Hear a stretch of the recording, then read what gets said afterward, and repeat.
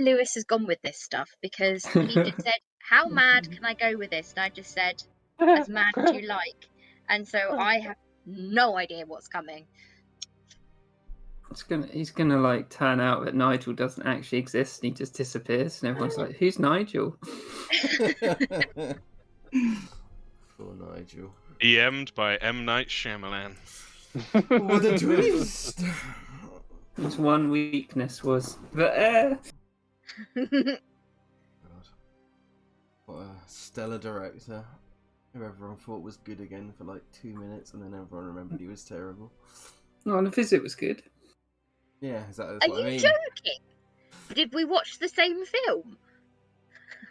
That kid was dope. No.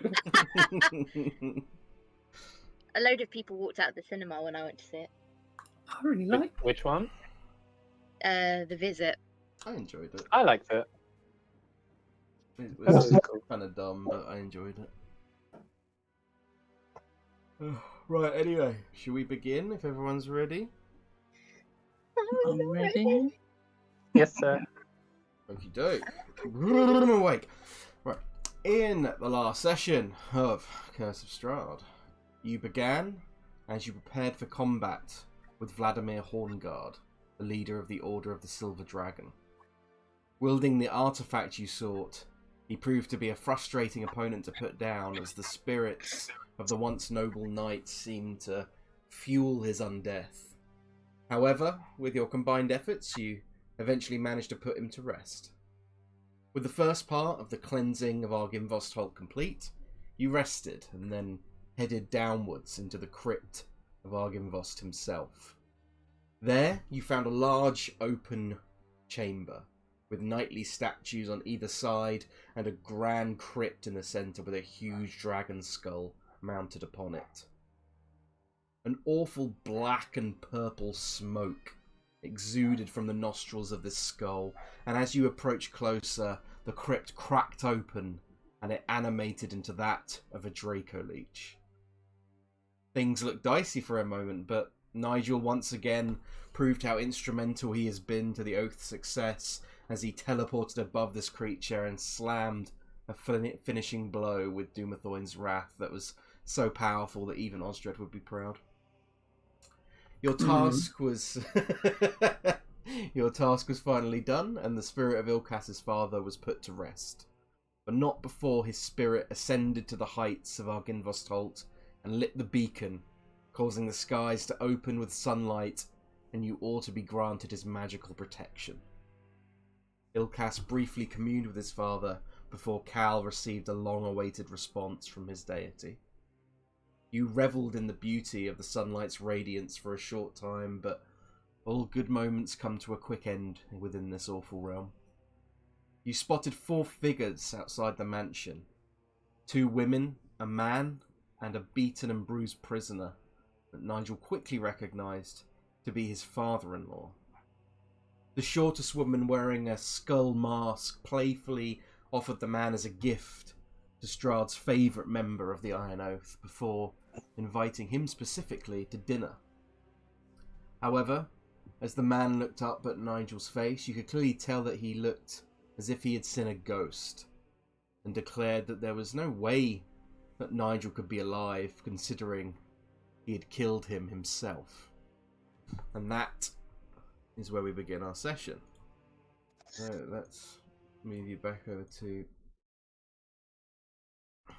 this map.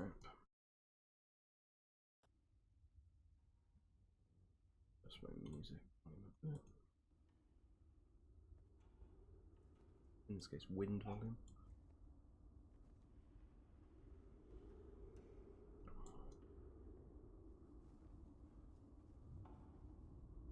Go.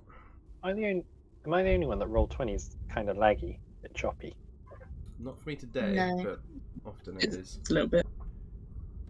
Okay. Maybe their servers are being weird.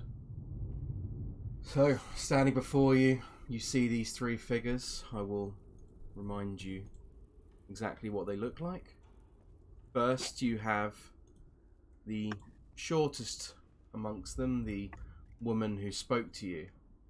A maybe only standing just over 5 feet, with short, unkept black hair, pale white skin, and a tight brown dress that clings to her slender body and is tied at the back of her neck.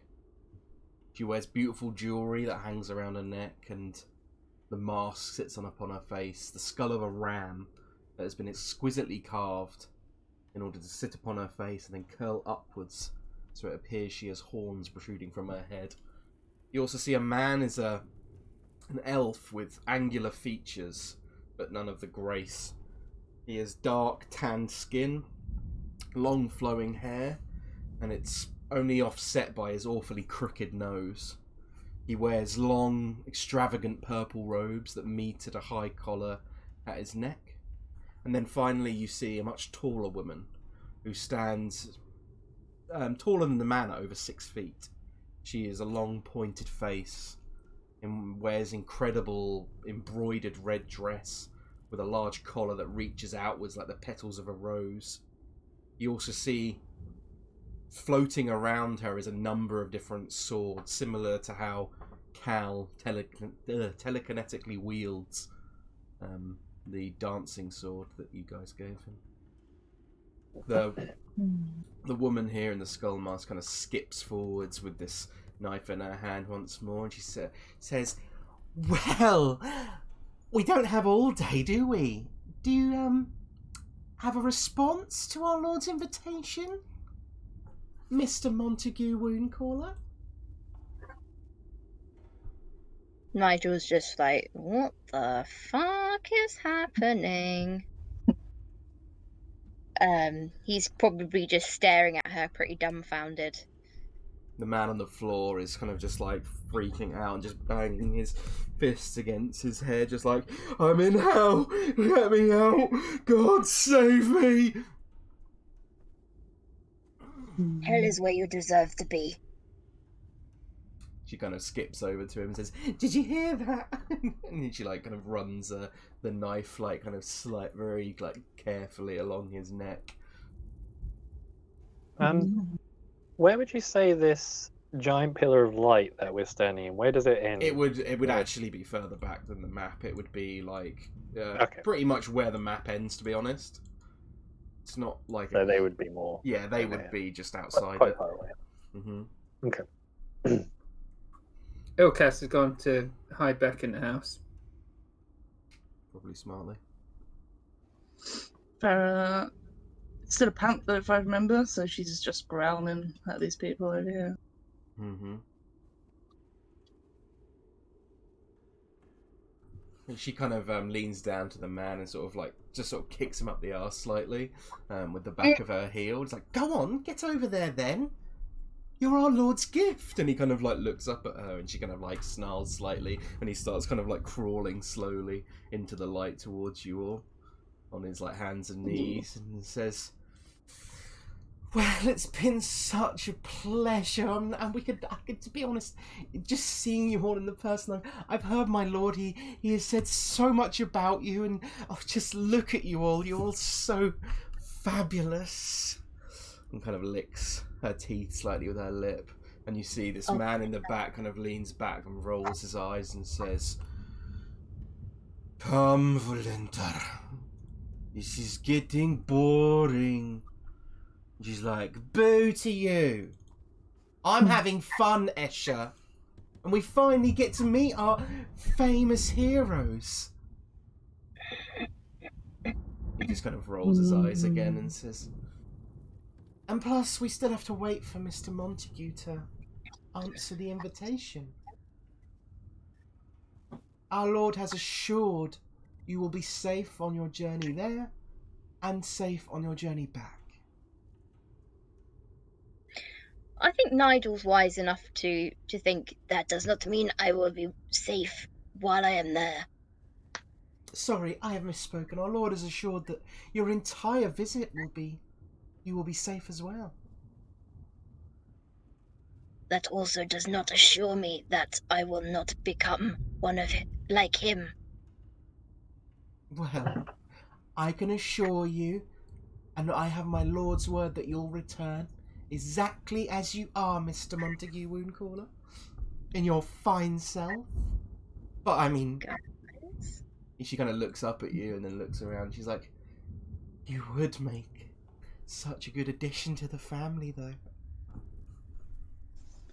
Nigel would just like glare at her. Guys, what do we think? Because I'm kind of tempted. Yeah, Farrah turns back and she says, "What good is a monster's promise?" Isn't she a panther? I'll just turn back. Oh, okay. I like the idea of a panther. I don't know, Nigel. Wow, wow, I wow, think wow. If you're Sorry. gonna go, I wouldn't go alone if I were you. I wouldn't would go not at all, risk- Nigel. I wouldn't risk the rest of you, but I'm not sure how to feel. It could be good for inside information, but I don't know if I would return the same. Exactly right, Nigel. I don't think it's worth the risk. And she just is looking and glaring at the people over here. She's just smiling, kind of like walking back and forward, kind of sliding across the ground, and occasionally kind of jumps up into a little skip like Dick Van Dyke style. Slightly incongruous Yeah. metaphor. You knew what I meant, though. I knew exactly what you meant. I What don't if, think... Sorry, go on. no, Meadhan sort of walks towards the rest of you and kind of indicates you to kind of huddle around so he can just whisper to you. Yeah. Huddled. Yeah, Cal would huddle. So in as hushed a voice as he can, what if we gave him the sword? Why would we give him the sword? Well, these things hate sunlight, right? If things do turn upside down, he can just get the sword out and they wouldn't be able to go anywhere near him.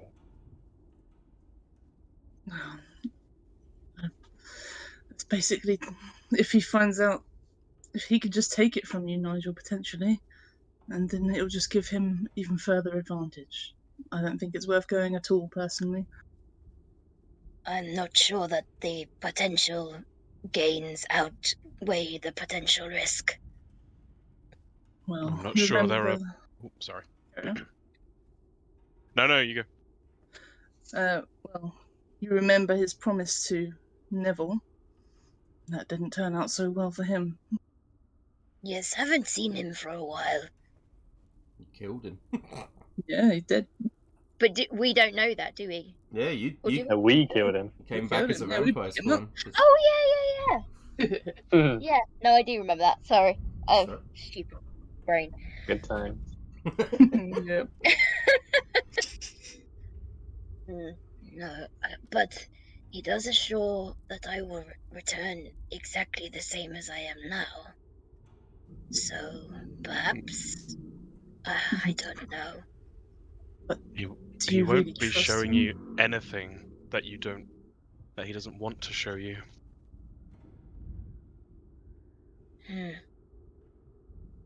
To think that we would be outwitting him on his own deal in his own castle, I think is perhaps too far-fetched. Yes, I think you are right. I don't think it wise. Sorry, excuse me, guys. Right, Nigel's voice sounds very harsh on the vocal cords.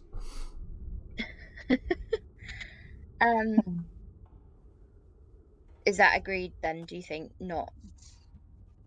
Yeah, I think those are wise words, Cal. I agree.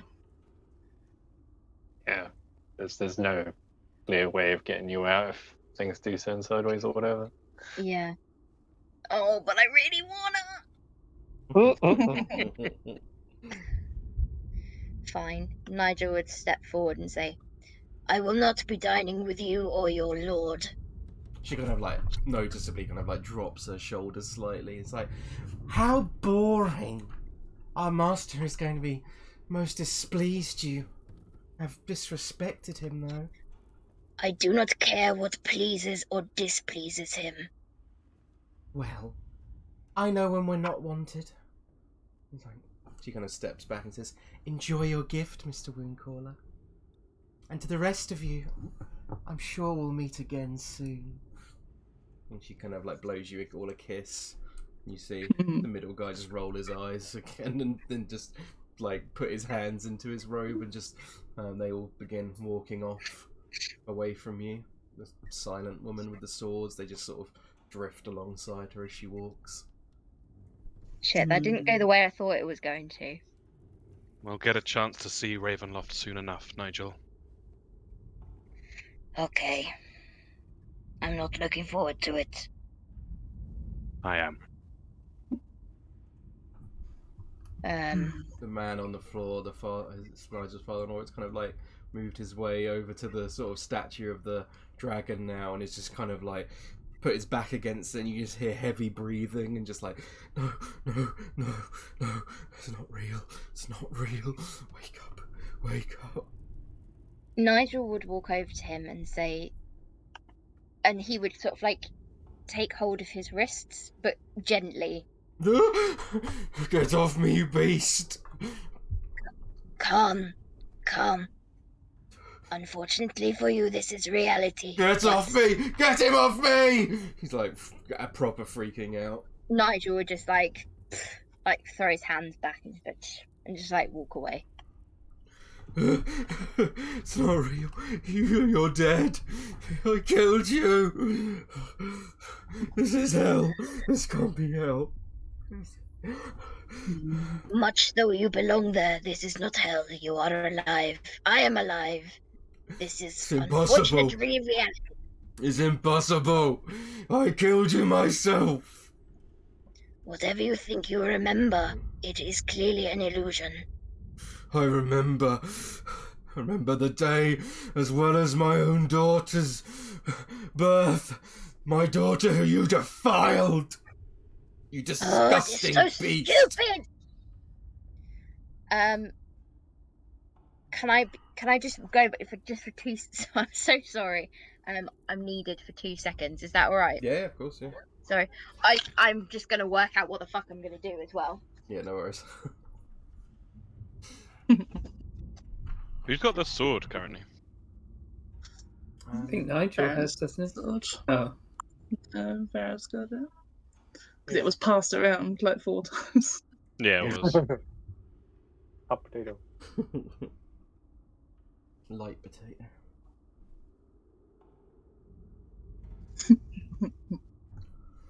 Hot potato. Anja has so many fucking theories, Lewis. You have no fucking idea. Just getting a barrage of messages through Facebook, just like, what if it's this? But wait, what if it's that? She got that like whiteboard covered in lines and ideas. Oh yeah. And Right up. The Charlie Day special. Mm-hmm.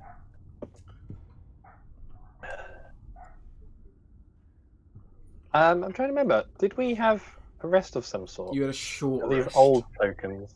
No, I don't think so. I think they I don't are remember. probably correct, I think. Yeah, I think so. Definitely had a On short D&D rest. Beyond, I've got full health, but on here I've only got 52. So I don't know if I just didn't update it or. Probably only got 52, right? Because we just fought that big dragon. Oh wait, short You rest. did have a short I think rest. Meadhan got hit. We though. came Yeah. outside and had a short rest. Yeah, I've got no more hit die, so I think I did. It's usable.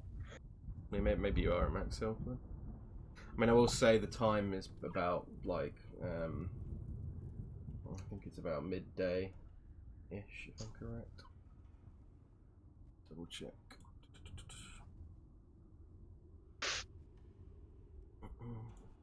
What's Ilkaas up to? Is he making himself home, or is he kind of being nosy and peering through the door? He's eating McDonald's, I think.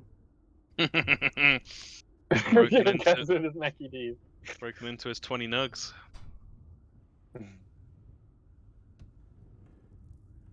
You know what I want to check out now we've got all this done and done? Remember that sarcophagus? What? Where was it? The empty one. In here. In there, yeah. But we don't know if it was empty. We never really Never looked in it. bothered. We were like, fuck that. What's fistless? Oh, it was there was a bat that flew down from the thing. It was just perched on one of the things.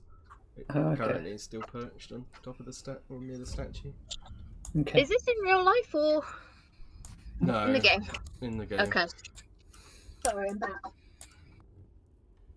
That's right. So you see the image as I described before. Nigel would sort of go, "Oh, this is so stupid! I'm not dead!" He's just like not even looking you in the eyes now, and he kind of looks up towards Cal and Meadhan like,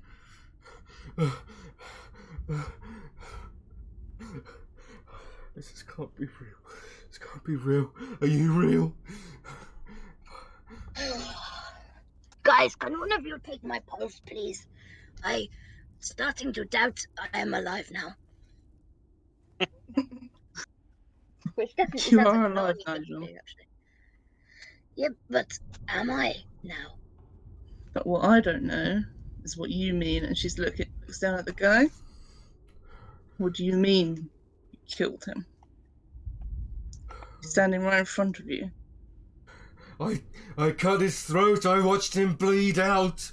I cut his belly open and let his entrails run across the floor like the beast he is. I feel like I would remember this. I do not lie. And when exactly did you do this?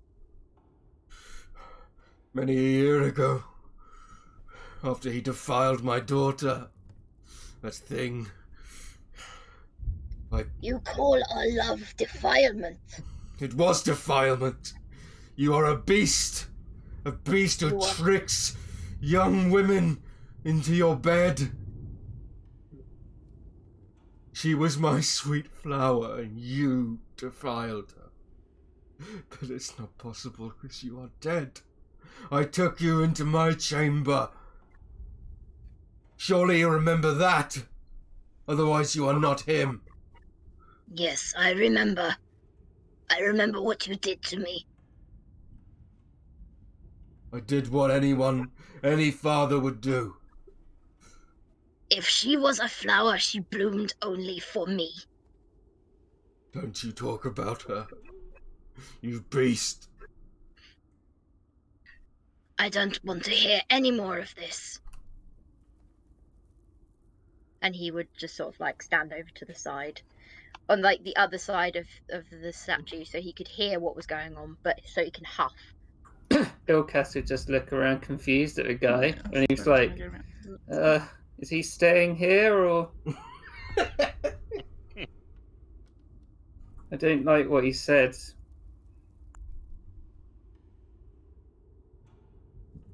I think that's up to Nigel. Well, Cal, it is my house, but I'll let him if Nigel wants him to stay.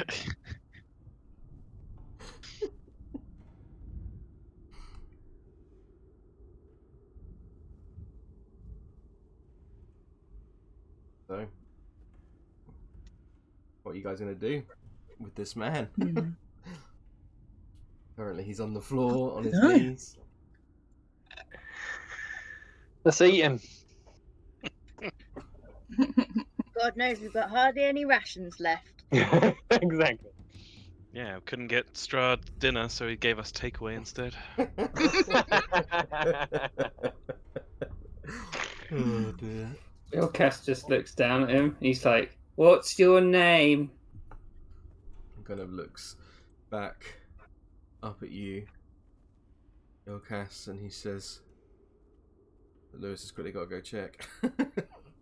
I forgot to write this down. I meant to do this in the week and I completely fucking forgot like an idiot. I name you Valdemir.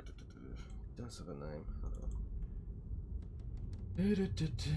Where is this? It's in here, I think. Nope. Does Meadhan still have the zone of truth? Yeah. Interesting. Well, I don't think he's lying, so I don't know. I've been kind of waiting to bring him up on something, but I mean, we have no reason to doubt him if he wants to believe he's done that. So be it. Hmm. I don't know. He looks up at you, Ilkaas, and he says, I am Holton, Lionel of House Holton. How did you get here? And he like gestures around. I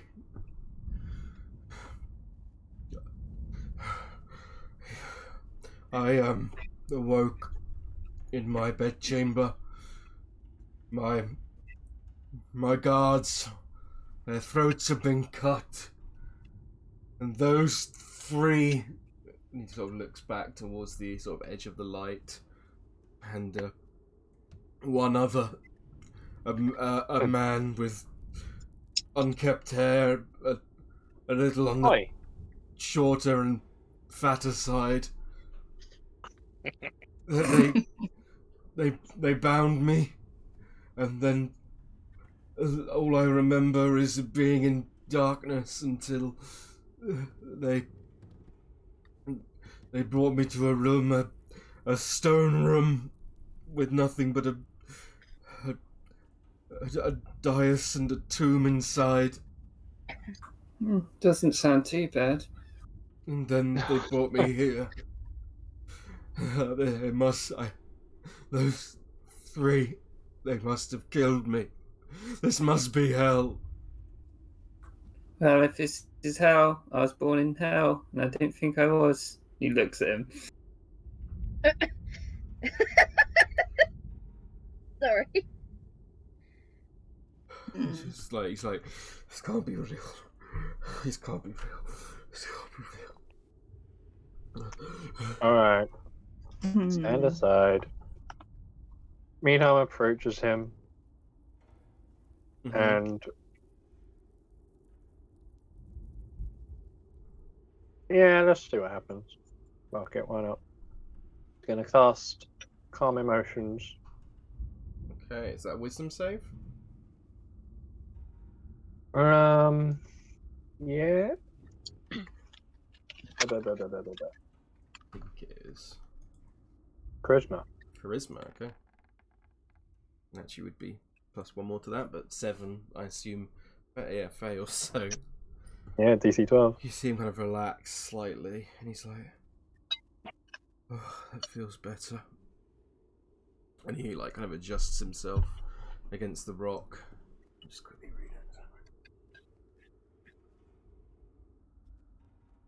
So I assume you're making him not frightened, suppressing his fear. His fear, I don't know whatever else he's feeling, paranoia, because I don't know how genuine, so just calm the hell down, man. Yeah, he seems a lot calmer at that. He still does not look Nigel in the eyes at any point, and he just kind of looks towards the rest of you. It's like, what will you do with me? Well, what do you think we should do with you? Take me home. If this is not hell, then I wish to go home to my family. Yeah, about that. Who wants to break it to him? Farrah just looks towards Nigel and looks back. She says, "We're not the ones that get to decide."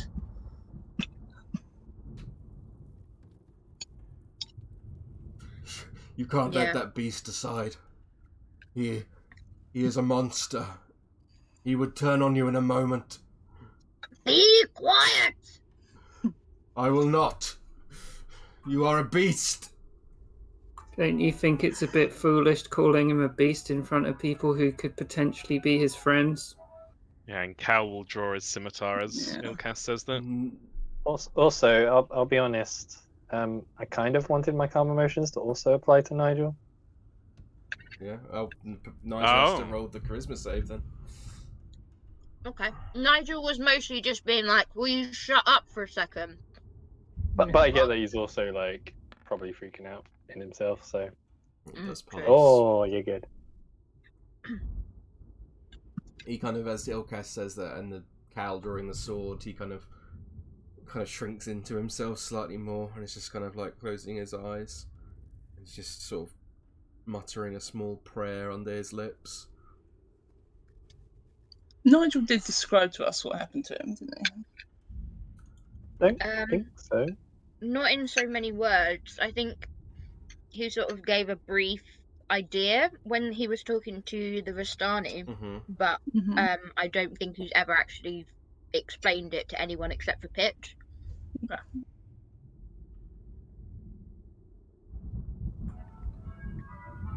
So everyone's probably just really confused about, like, why does Nigel hate this guy so much? What the fuck is going on? He did say he killed you. Yeah, that's true. So, I don't know. How I you don't know guys how doing? to describe yeah.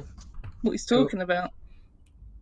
Ilkaas is going to say, well, if you want to stay here, which is the only place that, and he sort of looks around at everyone else, is apparently safe, you're going to have to convince him to let you, and then you're going to have to convince Nigel to convince me to let you stay.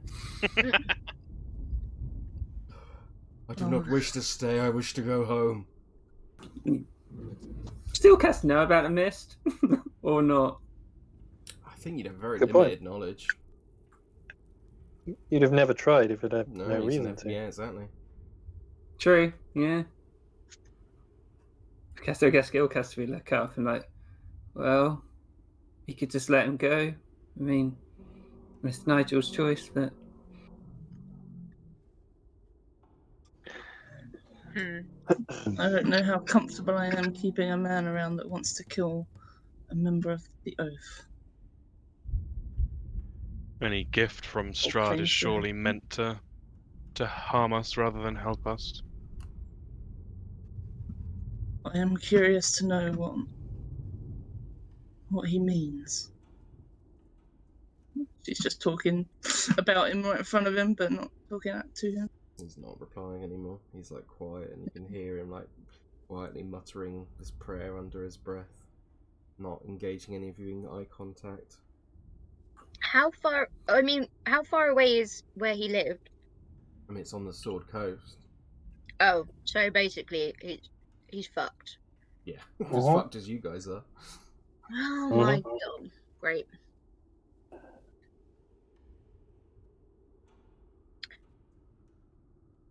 Can he travel with us as our prisoner? And then when we are done here, we will take him home, and I will never have to see his face again.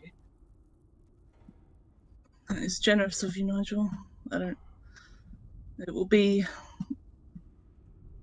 quite an addition to try and keep him alive. If he waits here in the meantime, Vlad can always guard him.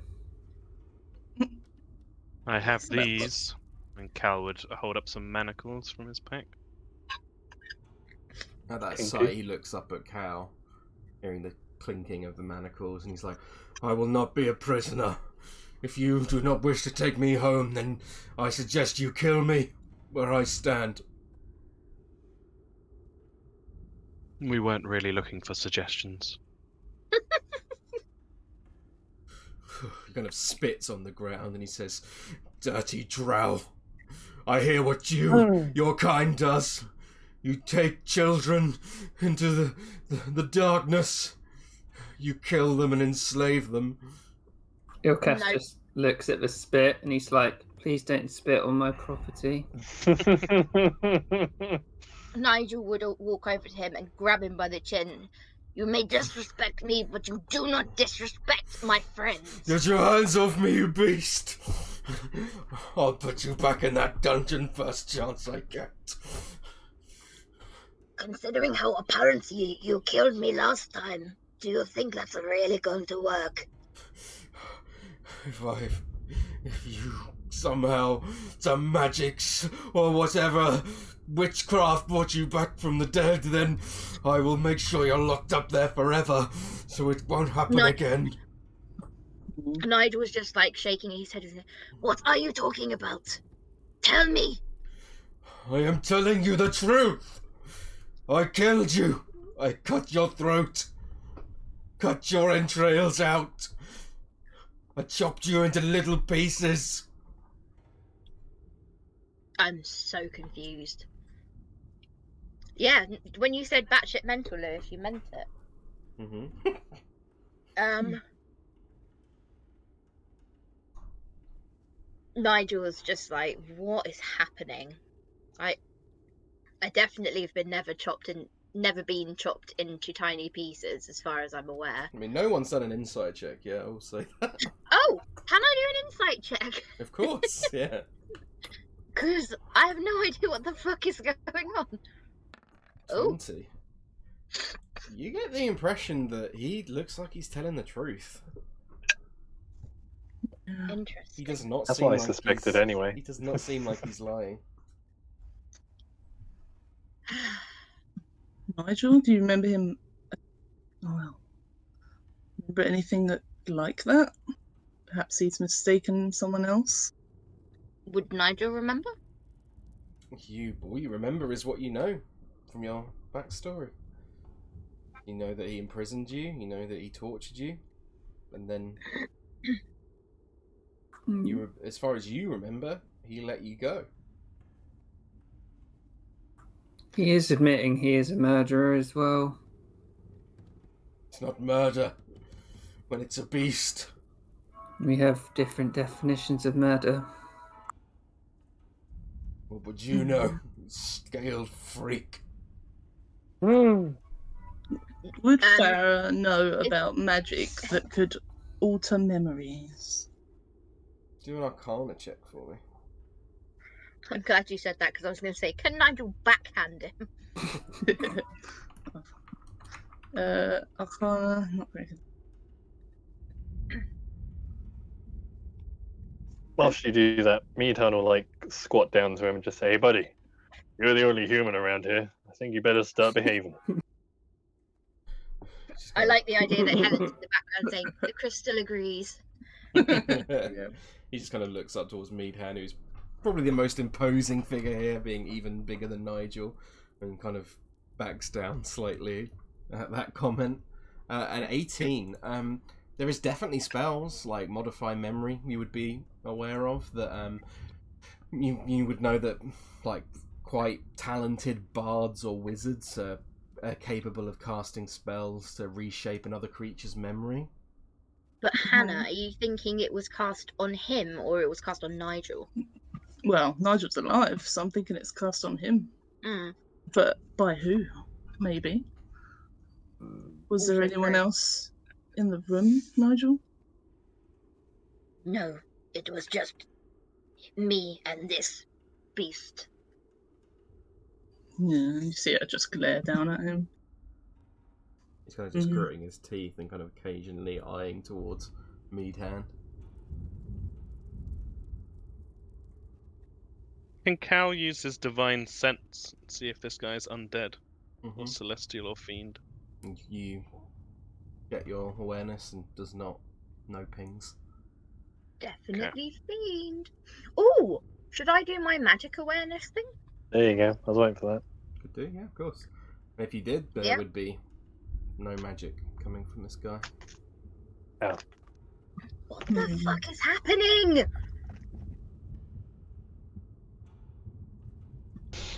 I don't know.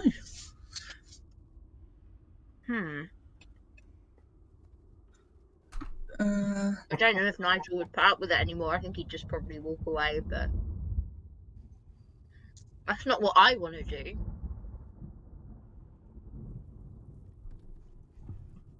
Well, let me just give you the rundown, buddy. We don't know what to do with you, and you're in the place of Barovia. We're trying to get out. We can't. It's all down to the Strahd bastards. You're stuck with us, so you can either stick with us and behave, or go on your merry way, and best of luck out there. We should let the wolves take him. Or the zombies. Or the ghouls. It would be better than to be imprisoned by a beast. He kind of sort of stumbles to his feet slightly. And it's like... It sounds like that's already happened one time. What do you want us to tell your next of kin? He just looks on at you and he's like, I'll tell them myself. And you kind of start stumbling forwards, like in this direction. For your sake, I hope you do. Anyone going to try and stop him, or is he just going to let him leave? Should we let him go? I mean, he is bad, but... He clearly knows something, though, Nigel. Be important. I know, does he? I wouldn't deny him the chance to relive everything he's ever done to me and his daughter. And he'd go over and fetch him. Come on now, off we go. He would not be strong enough to resist you if you grabbed him. Nope. That's what I thought. Fireman's left! Get off me, unhand me! What you gonna do about it? He's just like trying to punch you off and stuff, but it's just, yeah, it's having little to no effect on Nigel. With him, like, Nigel was just walking along with him over his shoulder, just like whistling.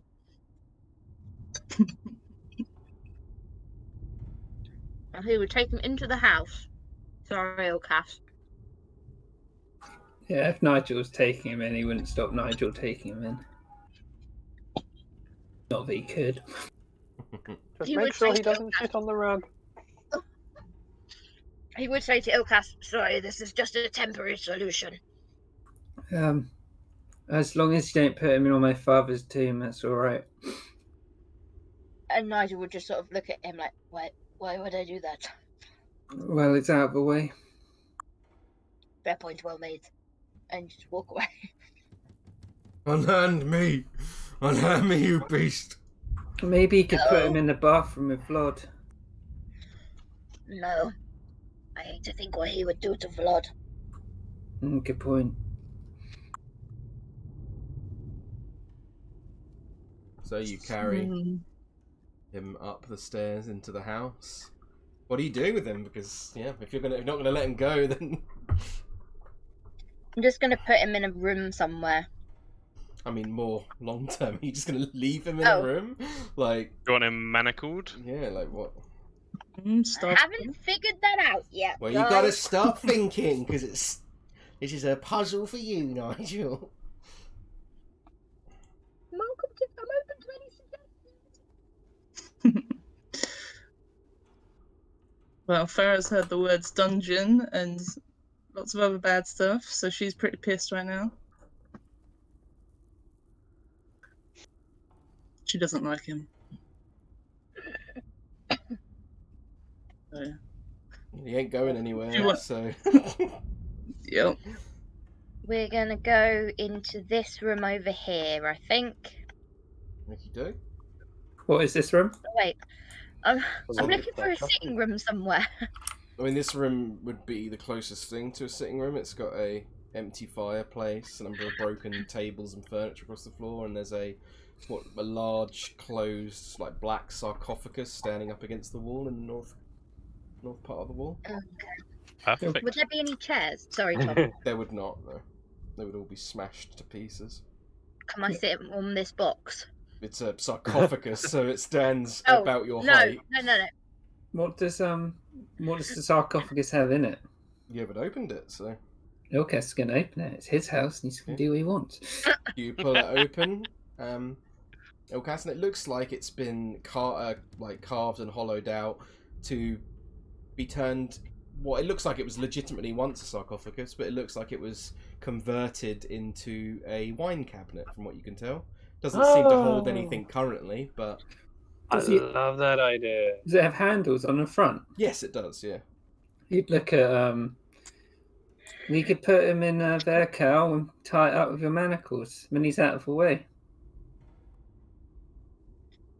Looks up at Nigel. Nigel's got a bit of a smile on his face, like, tempting. Do humans need to eat? We could put some food in there for him.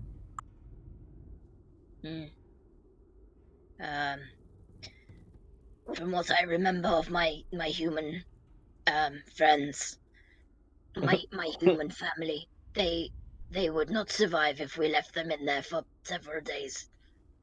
Maybe not the best solution then. Is it just poetic justice if we do that, though? He left me to rot. Yeah, but we give him food and water and he'll be able to survive. Won't you? He just kind of looks up at you and he's got this awful grimace across his face. And he's just like, just kill me. If this is not hell, then I'd rather be in it. We would not give you the satisfaction. If this is hell, it'll just keep getting worse, so you'll get there eventually. Guys, I think we're gonna have to either let him go or just take him with us. There's no way we can leave him on his own. Farrah just looks at Nigel. Fine. Is it a huge imposition to ask? I will provide for him myself. That's what you feel he deserves. And she glares at him again. He might be noisy on the road, though. We can quiet him when needed. We just put a bag over his head. It's sounding more like torture every minute. Oh, believe me, he deserves it after what he did to me. We're about to lock him in a sarcophagus. It could almost be argued it'd be easier just to put him down. No, then we stoop to his level. The easiest thing would be to leave. Nigel categorically would not kill him. Okay. Not even Any other options he's open to, but he would not even a little bit. No, not even a little bit. Because it's thanks to him that his life is a hell, and if he now believes he is in hell, then as far as Nigel is concerned, he deserves to live through it. He doesn't deserve the kindness of being put out of his misery. And Nigel wouldn't stoop to his level of torture and murder. Feel free to discuss this in a more meta sense if it's easier to decide what to do and help our exercise. You could argue that it's more suffering and torture for him to go through it than just killing him. No, he deserves that much. I think if we dragged him along through Barovia, he'd see for himself just the kind of shit he's in. And then maybe start cooperating. Do we want this torturer, murderer hanging around us, though? I think we can leave him here. I don't know why that option left the table. I think that's because there's like no food and stuff, right? You can leave him some rations. People can survive Well, for a while on just water. We Well, can put him up leaving in him the here tower might be with the the- dragon. It would just be the same as letting him go, wouldn't it? No, we don't know how long we'll be away. Why would he stay? He's I've locked got in the manacles. cabinet. Yeah. No, I don't think we lock him in there. I think there are other options. We lock Like him in somewhere, definitely. Manacles could be used to lock a door to a tower or whatever. Yeah, And then if he I guess jumps we out could a just window lock and him in breaks as his well. legs, it's his own fucking fault. We could manacle him to like the handle of the sarcophagus or something. To be honest, I'm more curious about the backstory. How's Nigel going to figure out what he's talking about? No idea. I have absolutely no idea what he's talking about. If we can't see any magic on him at the moment, if we don't know if he's been, I mean, I need to know now. I feel like Nigel needs to know. Yeah. Could be important. Could to do with his his family and stuff as well. Maybe it's all different, you know? I did think that Lewis was going to say that the masked female vampire was Nigel's wife. No. What was the thing in the dream where she didn't actually exist or something like that? Nigel would Wasn't there a remember baby or that something? within the nightmare he had flashes of memory of living out his life with his wife and living out with a small child and could it be that Nigel is not Nigel? Nigel is someone else. And he's just got them. Yeah, he's just got the memories of someone else. But then he looks like this guy. But this guy's also super racist, so you might just see all Goliath similarly. I mean, I think we should just drag him along, and worst comes to worst, we can use him as bait or a decoy or something. A shield. Love it. Literal human shield. Yeah, but it's like Cal said, if he wouldn't have given to us, even if it was a good thing, he might cause disruption. Well, I think he's just messing with him as a more of a moral, mental thing. That's true. Here's an idea. Can I do a quick medicine check on him? Yeah, of course. What are you looking for? Any kind of marks, scratches, bites? Yeah, do a quick medicine check for me. Even with an 8, you can see that he's got like marks on his wrists that look like he's been bound at some point. Like some of the skin is quite like rough there, and there's like red marks upon that. Looking over him, apart from that though, there's no sign of any bites on his neck or anything like that. If that's what you were trying to think of, there's no. Maybe. Yeah, no, there's no sign of anything like that. He looks a bit bruised and beaten, but apart from that, he looks healthy enough. Roughly how old is he? He's probably in his late 60s. Oh, blimey. Yeah. Can I do a history check? Mm-hmm. See how well. Ooh, you lagged out a bit then. How well something? Ooh, did Anja die? No, Oh, I'm here. You lagged out slightly when you were talking. Oh, sorry. I wanted to check how well Nigel was remembering his own backstory, if I may. You wouldn't need to roll a history check for that. From what you remember, from what Nigel remembers, he in relation to his wife and his child, is just as you writ it. It's he. I suppose this is probably me. Yeah, I don't think Nigel needs a history check to remember his own backstory. It's as... No. I'm more thinking so that I know whether or not he has like false memories or if he's actually remembering the truth.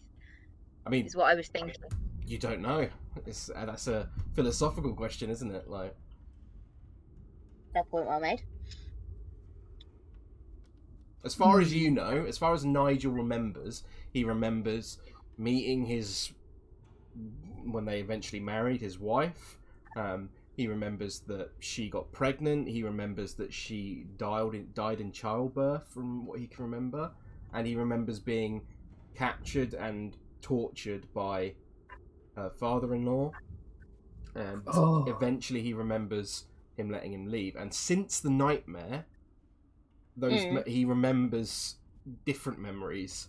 He still remembers those memories, but he also remembers memories almost like on top of that. It's almost like the memories of like a dream. It's like so strange. Like you don't. It's you're like, they're so vivid that it's hard to not think they're real. But you remember like being with your wife with your child, and you're like, that's impossible. She died in childbirth and things like that. Has Nigel asked about his kid? No, that's true. He probably should do that. Yeah, what would you What ask? did you do? What did you do with my child? With our child? He bears your blood, but he also bears my own. I have seen that he has been well taken care of. I have a son? Yes. Where is he? He just kind of goes quiet. Do a persuasion check for me. Or intimidation if you prefer. I feel like it's probably more intimidation at this point. You can use your strength modifier if you're not, if you want to. Which I think is a +5, right? Yep.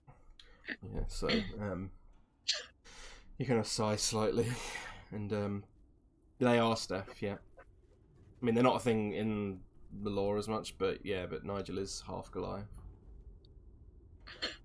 He kind of breathes heavily and then looks up towards you and just says, there is, I sent him to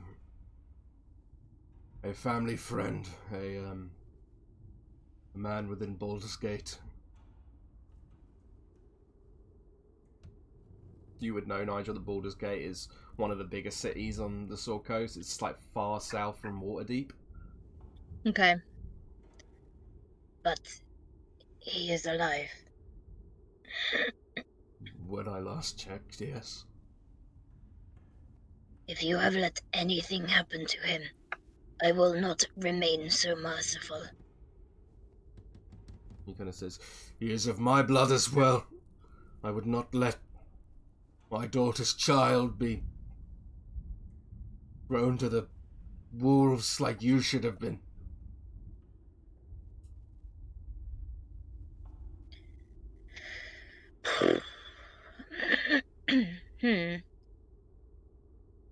I don't know. Nigel wouldn't know what to reply to that. Mm-hmm. Just like, what is happening? Sounds like more reason to get back there, Nigel. Me? Yes. But what if I die now and I never meet my child? Well, all the more reason to kill Strahd and get out of here, right? I don't know what to do anymore. This is my bad, by the way. It would be a daughter, not a son, because I remember I said last time it was a daughter. So, that's my fuck up. No, that's fine. Rewind.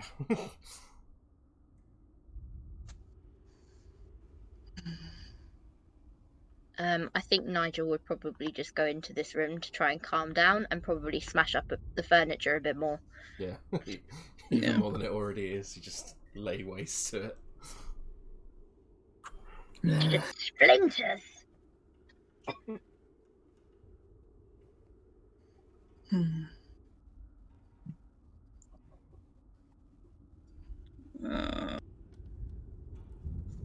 don't know.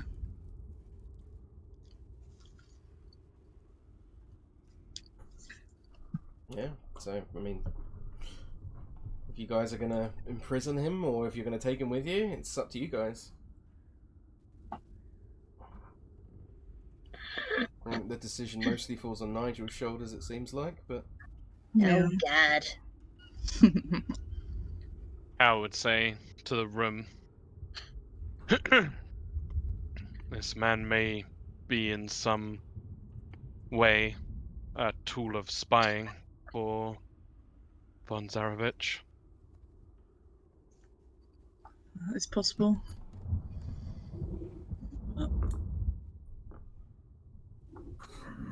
Oh, that's the back. Sorry, I thought that was my stomach making noises. Amazing. Even if he is, I don't think there's much we can do about that in particular. He's just given us him for a reason. Maybe that is the reason, but... No, and I will abide by whatever Nigel wishes. Just worth keeping in mind if we are to converse around him. Certainly. Perhaps worth talking about significant things away from him. If she just glares down at him again. Is he standing up? No, he's on his knees.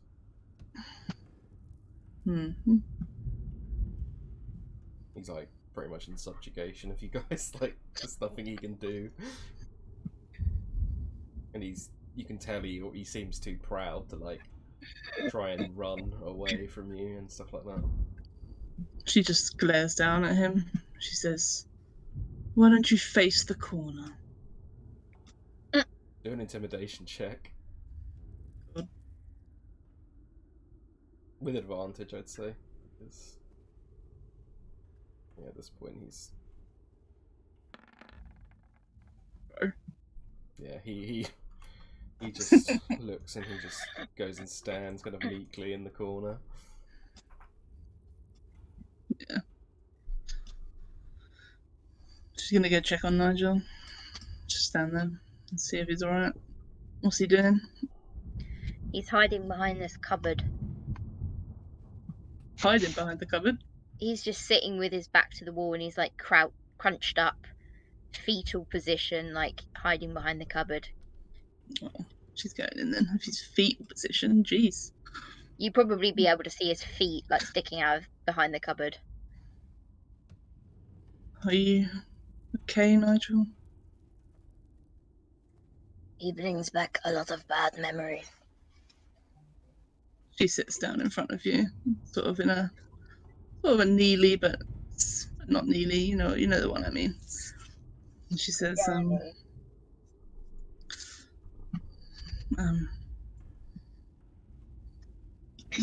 think that was probably the purpose of him being here, Nigel. But she reaches a hand out to you, Nigel, and just sort of puts a hand on top of your hand. But don't let him get to you. Nigel would let you do that, but you would see him visibly flinch. No. Yeah. If he flinches, she's gonna like sort of grip a little bit. Just a reassurance sort of grip. She'd just sit there with him. You would see he's quietly crying to himself. And yeah, he's freaking out a bit. She's gonna sit down next to you for a little while, Nigel.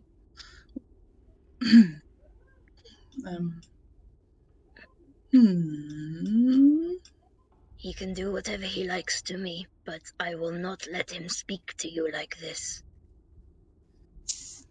And I won't let him speak to you in any way, Nigel. He's a disgusting man, I can tell. I know those kind of people, you know? He is the real beast. Unfortunately, there's many like him. Nigel will just sort of nod. She looks at you, Nigel, and she just sort of looks down to the floor. It's like, it's not the same, Nigel, but I should have told you, and I should have told everyone. And you see her grit her teeth a little bit, and she sort of chokes back a breath. Nigel says, would like softly take her hand, seeing her do that. She says,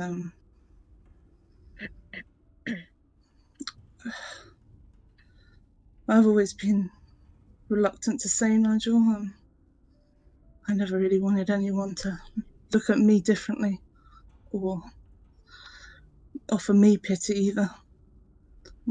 To see only a young, helpless elven girl ever again, and like you to remind me of the helplessness that I felt back then as well. And she like grips your hand a bit more, Nigel, as she speaks. Mm-hmm. She says, I thought I was being strong by ignoring it and trying not to let it affect me. But in you, Nigel, I see true strength. Your openness and your willingness to face your past, Nigel, that is strength. You've, even from the beginning, you've never been scared to reveal yourself, and perhaps I should have realised sooner, but that openness has helped me as well. I'm glad what we have been through can bond us. Yeah. You can feel her hand sort of tremble a little bit, Nigel. And you can see a little tear go down her cheek. Oh, he put an arm around her and sort of like squidge her. Oh, squidges. And she says, like you, Nigel, my past is littered with pain. Before the Iron Oath, I lived with my family in the High Forest. I was very young, and my parents taught me much of what I know. You know, you know how I am, Nigel. Survival. It's kind of, nature, magic, and love. But then, me and my family were captured when I was 8. We were taken to a place that I never knew could exist at the time. A horrible, disgusting place.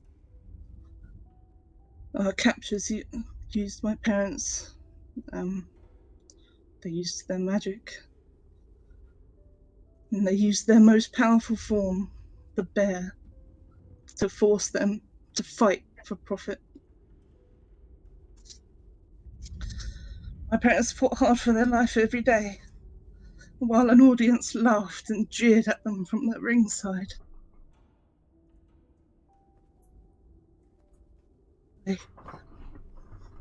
I watched my mother as her fur and skin was ripped from her flesh. The jaws of the dogs were red with her blood. I can still feel my chest pound with fear when I remember my father's expression before he faced the cacophony of growls before a fight. They called it bear baiting, Nigel, but I only remember pain and fear.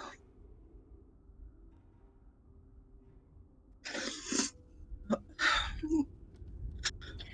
no more. It has scarred me for too long, and I won't let it scar me anymore. And you shouldn't let him scar you either, Nigel. We are stronger than our past.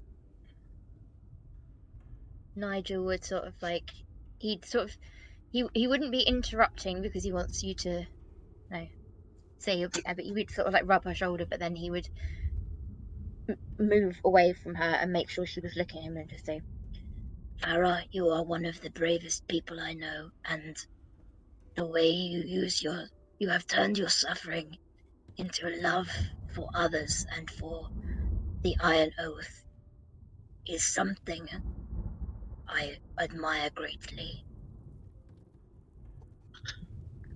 Thank you, Nigel, and has been influenced by you as well. I just want you to know that. Thank you. Yes, I don't know if I'll ever be ready to talk about what that man did to me, but... Yeah.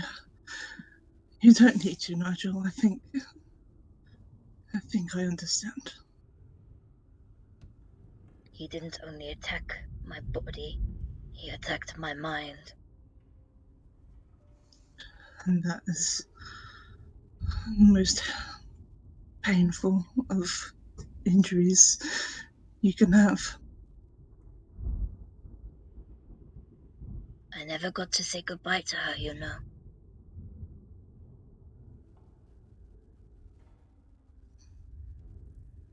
By the time he released me, she was already dead. And my child, gone. It's caused you suffering beyond words can express, Nigel, and for that he deserves nothing.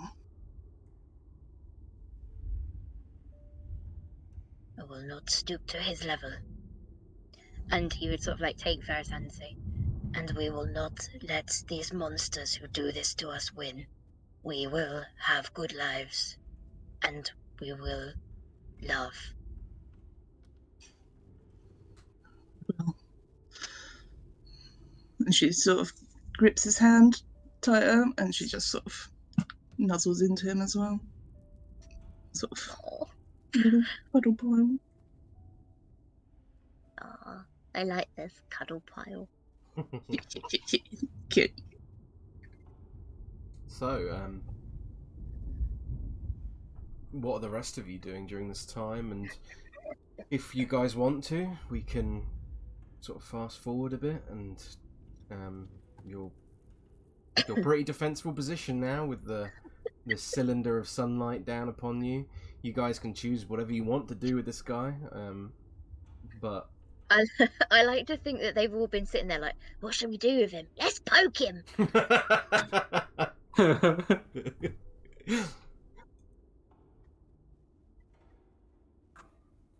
what would you guys like to do? You've got probably the first time for, ever in Barovia, not literally in terms of the rules, but you've got like a little bit of time to rest and a little bit of downtime before you head on outwards and make your way, assumably, towards the Amber Temple. I'll remind you... Helen thinks we should head out to the Amber Temple. It's time. I'll remind you that Casimir did ask for you to inform him when you were going. He would like to accompany you, but it's up to you guys if you want him to come or not. Farrah also wants to do the gem thing, but we have to talk about that first.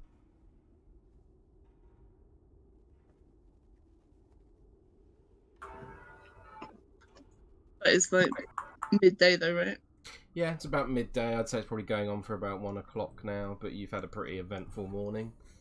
You got up pretty damn early at 6, so if you guys want to rest and then push on until later in the night, it's up to you. Yeah, I don't think Farrah and Nigel's moving for a little while. Well, unless Nigel works, yeah. No. Ilkaas would go around whoever's there and show them all the rooms and be like, pick out a room. Yeah. I would say one thing, Ilkaas, you would notice if you went to the crypt that the magic... Oh, he wouldn't go to the crypt. You wouldn't go to the crypt. Okay, that's fine. No. I was going to ask, does the place feel any different now? It definitely does. It feels... Oh, the crypt. I thought you meant the other thing. Oh, wait, no. That is... The mausoleum. Oh, don't worry. Like... Yeah, he wouldn't go. Okie doke. The place does feel more alive now. Like, you can hear the sounds of birds chirping overhead. There's just a feel in the air of, like, this feels so much safer and better than it has, like, ever before for, like, in Barovia Cal. Like, this just truly does feel like a beacon in the darkness. I can't remember what we said about the sounds coming from the big room we haven't been in. If you were to check it, there would definitely still be chittering. So yeah. Cal would suggest that perhaps we could clear that for the rest of the day and set off tomorrow. That's good to me. And this is how we all die.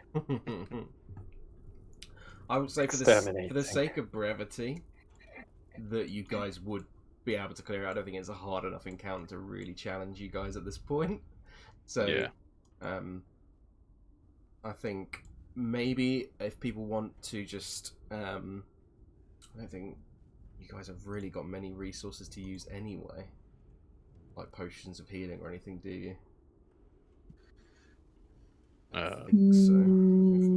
No, I've got quite a lot of spells left though. I'm not so worried about spells. I'm more worried about like consumables to see if like how well you guys would do in the fight, sort of thing. If you desperately needed to use them, it'd be a pretty low DC. Let's just play it then. Well, it just might take some time, but I don't think it'll be very hard. Spider stab. In that case, we'll say that for the sake of brevity, that you guys clear out a nest of spiders within there. I will say, The shame check attack something isn't quickly. Hmm. Yeah, he loves clearing out spiders. Just quickly check something. Oh, I love clearing out spiders. If It's a shame that one spider got the Holton, though. He will be missed. Can you, after you've cleared it out, roll an investigation check for me? I don't mind who. Anyone can nominate somebody. Guidance, whoever it is. Hudja! Holy shit! A natural 20. How There we go. after clearing the room, like within the room, there's a large number of giant spiders and also 6 wolf spiders nesting within. But with like some decent strategy, being able to approach from different angles and knowing that they are there, they're not a particularly difficult thing for you to take care of with the various different types of magic and damage you have. After searching through the and I'll open the doors for you as well. Hold on.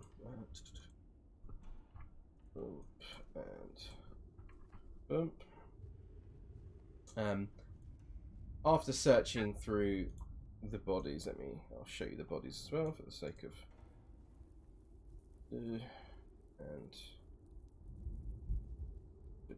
So pink. Go away, Q4. Your chicken nuggets have risen up, Kieran, to fight you. That force meat. They don't like the fact you don't like their brother barbecue sauce. But looking amongst the wreckage, Cal, you can see that there's rubble like strewn throughout much of this chamber, and obviously caused by the partial collapse of the rooms above it. And there's like the floor is like a pink marble floor, and there's like fallen chandeliers that lie amid broken chairs and other furnishings. And as you're searching through, you find there is the remains of 3 people. Within an actual 20 investigation check, they look like they're humanoids. The one looks perhaps like the body of a half-elf, another maybe a tiefling based off the sort of the horns, and maybe another half-elf or an elf, you're not entirely sure. But their bodies are like old, they are like wrapped in webbing and stuff, but they seem to have some like items on them from what you can do searching through like their remains. And within you find a wand, but I imagine over the course of the next sort of 12 hours Farrah could cast Identify on if needed, so I won't make you wait. It's a wand of magic detection. Nice. You also find a silver dagger, and you also find an ever-burning torch.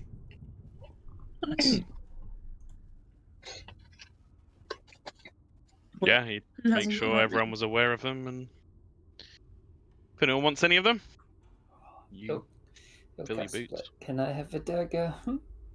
Yeah. It's silver. Yeah. Do it. Is there anything else anyone wants to do during this time? Farrah will send animal messenger probably to Casimir. What are you going to say? I think so. Probably say that we may be heading off to Amber Temple soon, and that when we do, she'll send another one just before we go. Because I don't think we're going straight away, are we? We're going to the Markovs. You can get there at the same time. You mean you'd have to travel back via that route anyway to get to the Markov, so I assume you... Yeah, but what I mean is we're not going to be leaving, so we're going to get to the Markovs and then stay another night there, right? So it's going to be tonight, then another night. You could bring him along earlier if you wanted to. It's just she was going to just pre-warn him to like get ready and stuff. Okay, that's fine. You pre-warn him to get ready, and then you'll send another one when you're a bit closer to meet him by the road, sort of thing. Yeah. Okay. Cool. Anyone else? Cal, now that he has been reconnected to the Dark Maiden, he would also try and reconnect with his past self in other ways, and one of those ways is to use Martine's ritual book to summon a familiar for the first time. Shit. Familiar. Yeah, fun. Oh, it's not going to be that like that little bastard, is it? A little dick. I love him, but I also hate him. Which one are we talking about? Blaze. Huh? Blaze. Oh, Blaze, bless him. No. The image of Blaze in my head is so like vivid. Don't know why. It's like him burning something and waving at you like, God damn it.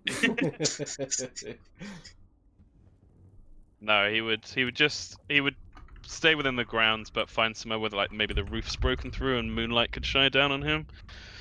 And then he'd conduct the ritual. It would take like an hour and 10 minutes.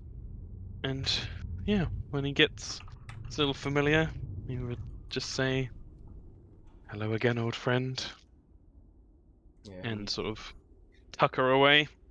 Mm-hmm. She would roll out the little mouse, as you see, onto your shoulder, then run sort of down the front of you and kind of just pop into your armour and inside your kind of inner shirt pocket, I imagine. Yeah.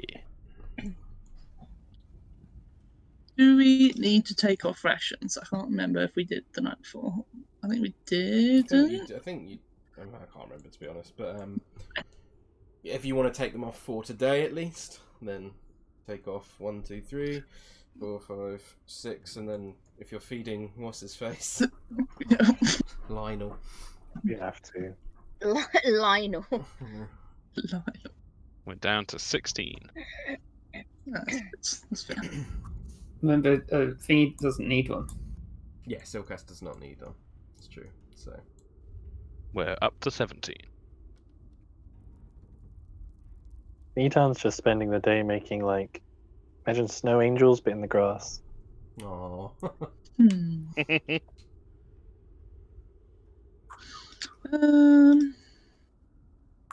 Ilkaas would be checking out his new house and making mental notes of what to put where when everything's done and safe. Yeah, for the sake of this now, considering this is more of a base now for you guys, I'm just going to take off the dynamic lighting. You guys can actually just see everything. Oh yeah. Wow, my eyes! So bright. Oh, look at all those spiders we killed. God, yeah, there's loads. Do all the other maps as Oh, well. I hated that one. That one was the worst. What a bastard. Probably should have eaten them instead of our rations. Chewy. Hey man, spiders are nutritious. Drow cuisine. Maybe. Actually, probably not at all. That's probably like high heresy in Drowerland. It might be like eating a horse. Should we maybe have dealt with this? Who wants to do that? Oh yeah, gotta go bury that guy. Or burn him. Oh yeah. Right, we've got a graveyard out here. We've already got a grave. I'm sure. Yeah. There is actually an open grave already because they've dug out from underneath. Yeah, so let's move him over there. Yeah. We hardly knew you. He was a dusk elf, wasn't he? He was, yeah. Couldn't you have put that in your message to Casimir, or you just don't want to put it in the message? We would have put it in there, yeah. Let's put that in there as well. Dusk elf? What dusk elf? We never found a dusk elf. So, Farrah will also try and send out some conjured animals to go get some herbs. okay, do a survival check for me. I'll let myself. So my survival check. Yeah, do your survival check. That's fine.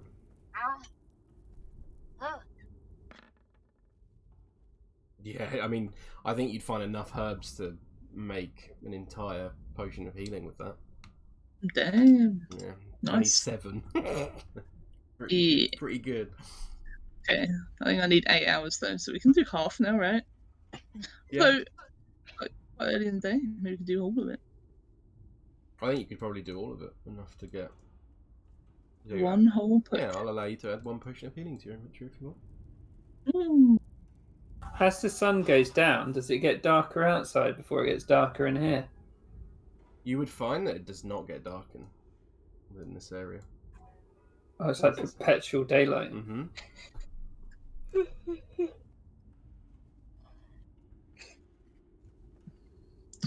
Farrah would give the potion to... Who doesn't have healing? I think Meadhan's the only person who doesn't have healing. Let's Really? give it to me. Yeah. Helen doesn't. You're the only one. Helen does have the heal to herself. She can do the monk thing. Oh. Yep. Holy crap. Potions Yeah, and for sure. Yeah. Thanks, Shane. Just the basic one, right? Yeah, it's just basic. Who's taking the ever-burning torch?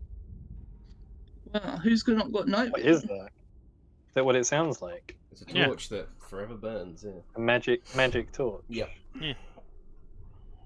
Doesn't need tuning or anything, does it? Nope. I mean, I'm carrying around a bunch of torches, but if no one else wants it... Nope, I'm good. Go. What's the last thing? If I do. And a silver dagger and a wand of magic detection is the other thing. Oh yeah, wand of Nigel. Yeah. Is it does it burn with actual flame or like magic flame? It would be a magic flame. I think Ilkaas would take the wand of magic detection, and if anyone was like, "Nah," he'd be like, "Well, it is in my house." Yeah, do it. What was the torch called? Ever burning torch. Yeah, just add it as a custom item. It's not there. It probably isn't. I was going to Evan. say I couldn't find anything. Evan the burning Evan torch. who? Evan the Burning Torch.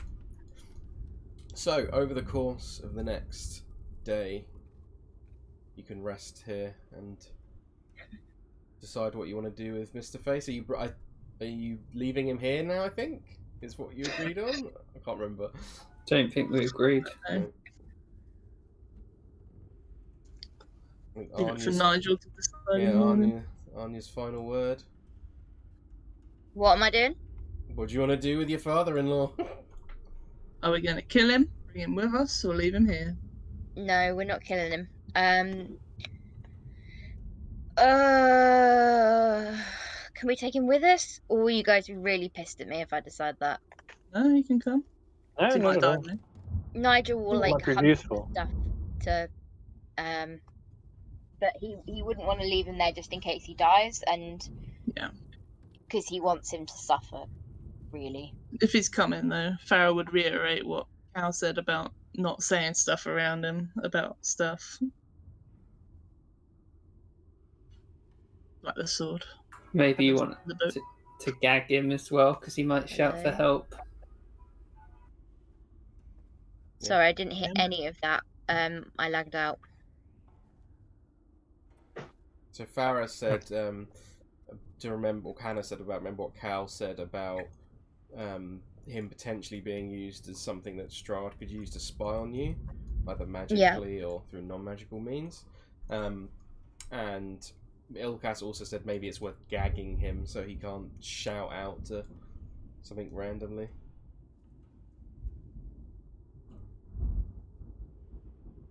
So would you want to do that, Nigel? Either I'm that, sorry, or we can I knock him out and carry dead weight with us. I didn't hear that again. I'm typing it. I'm fucking typing it.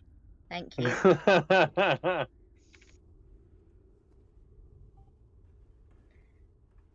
I'm waiting. I'm waiting. In Discord. Oh, thank you. Oh, we should gag him. Definitely. Okay, so You beat. Yeah, fuck off. Shut up now.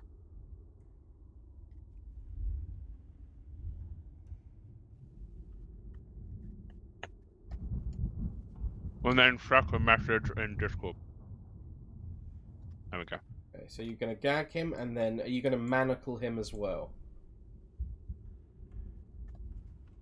Yes, okay, cool. Sweet. In that case then, if everyone wants to take a long rest, you are certainly welcome to. Yeah. I will say, throughout the course of the night, Nigel, you feel restless, understandably. It's been a very strange day, even within Barovia. And seeing a face that you thought you would, or you hoped at least, you would never see again. But as you eventually drift into a deep sleep as the blinding light of Argynvost's beacon lights the grounds and the grass beyond. Light trickles in through the cracked windows, and the warmth of the sun is almost calming on you as you drift off into a deep sleep. And as you do, you open your eyes and you blink heavily as sun rays beating down upon you. And looking around, you find yourself in an open field. In the distance, you can see the lofty towers of your wife's and your father-in-law's estate. In the middle of this field, you wander forward, confused, not sure what's going on. You look down at your body, you're completely naked, and the land around you is soft, like that of like it's been dug recently. And the land is also scorched as you continue walking through the field, and each step you take forward, one after the other, the ground, this magic surges out of you and scorches the ground before you. You're frightened. You don't know where you are or how you got here. You look up at the blue sky and you blink and you keep walking forward. You think of home, you think of the mountains, but more than anything, you think, where is my child? And you begin the search upon the shores of the Sword Coast, walking north and south aimlessly. Hours and hours of each day pass. It almost seems like a never-ending journey as you search. But nothing ever comes to fruition. Until one day, you awoke in tattered clothing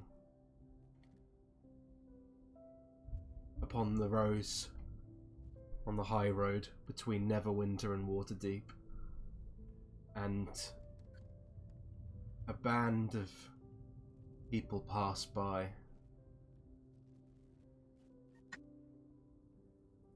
And upon the side, you recognize the familiar symbol of the Iron Oath.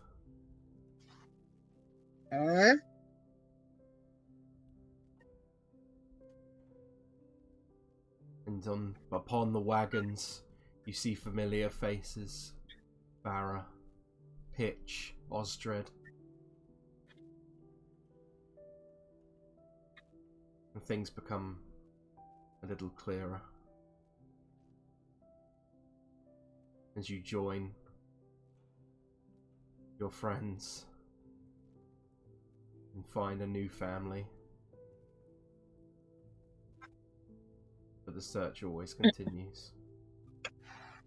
And then you awaken from your dream the following morning, not in a startle, not in a hot sweat like the nightmare before, but just softly, with a feeling, the realization that another memory has trickled back in your mind. Before it was unclear, you remember joining the Oath, but you do not remember wandering, you do not remember awakening.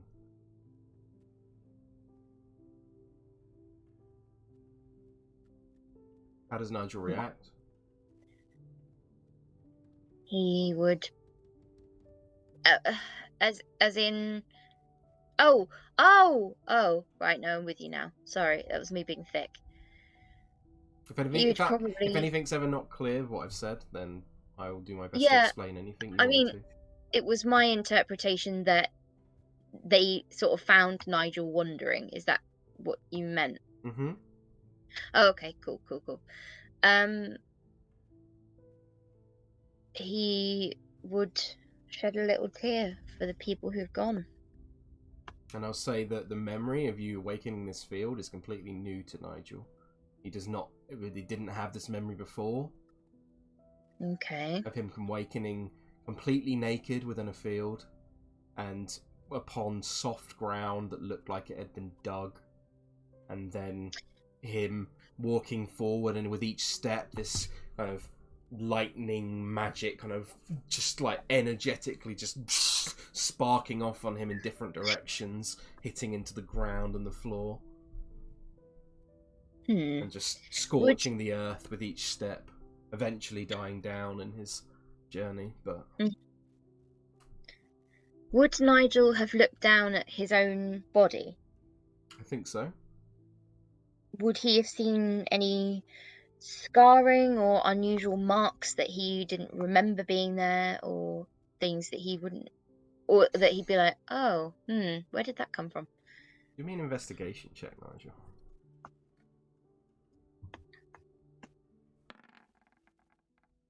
12. Looking down at your body, Nigel, it's strange. The scars from your wounds remain on your body, but your body feels... It's hard to describe. Your body feels like it has suffered, but whilst there's nothing visual upon it, it feels within something deeper, kind of feels like almost like you're being held together. And that it's like, it feels like that magical sense when you reach out into the world, but it feels like there's so much magic within you. It feels like energy and power surging through your body. Oh, okay. Okie doke. Nigel would probably have a look down at himself in his awakeness and sort of see what, if anything was different, if he would examine if he felt different, that kind of thing. You don't in the world currently. You feel... I mean, I don't know how Nigel would react to gaining a new memory, but apart from physically, you feel the same. Like, you don't feel any different. Okay. So, physically, how does he feel different? Sorry. He doesn't. He feels the same. Oh, sorry. That's me being... Sorry, yeah. He would probably sort of... is he in the room with Farrah, or is he somewhere else? I imagine you could sleep where you wanted to. Yeah. He would have slept nearby his father-in-law just to make sure he didn't go anywhere. Mm-hmm. But he would probably go and sort of pad around quietly and find Farrah and sort of tell her what he's just remembered. Okay. Yeah, I mean, she's probably awake. Depends what time it is, but she's around. She'll say, new memories. I don't. Is it new to you, Nigel? Do you recognise the place at least? Would Nigel know whether it was a Strahd manufactured memory or if it was a genuine memory? As far as you're aware, it seems like a genuine memory. Okay. Because there's always the possibility it could be a Strahd manufactured memory. I won't take that out of possibility, but in Nigel's eyes, I think how would Strahd know this particular place? You know that Strahd cannot leave Barovia. That's true. How would you have constructed this memory? You know you can have your memory modified, so it's potentially a possibility, but I think Nigel just has to take it at face value and determine what he thinks about it. I didn't remember it before, but now I remember waking up in field and feeling like my body had suffered, but looking down at it and there being no sign of anything. And I remember meeting the oath, how I joined you.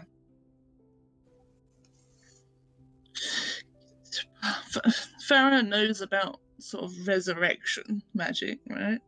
Yeah, like 100%. You're a druid. Mm-hmm.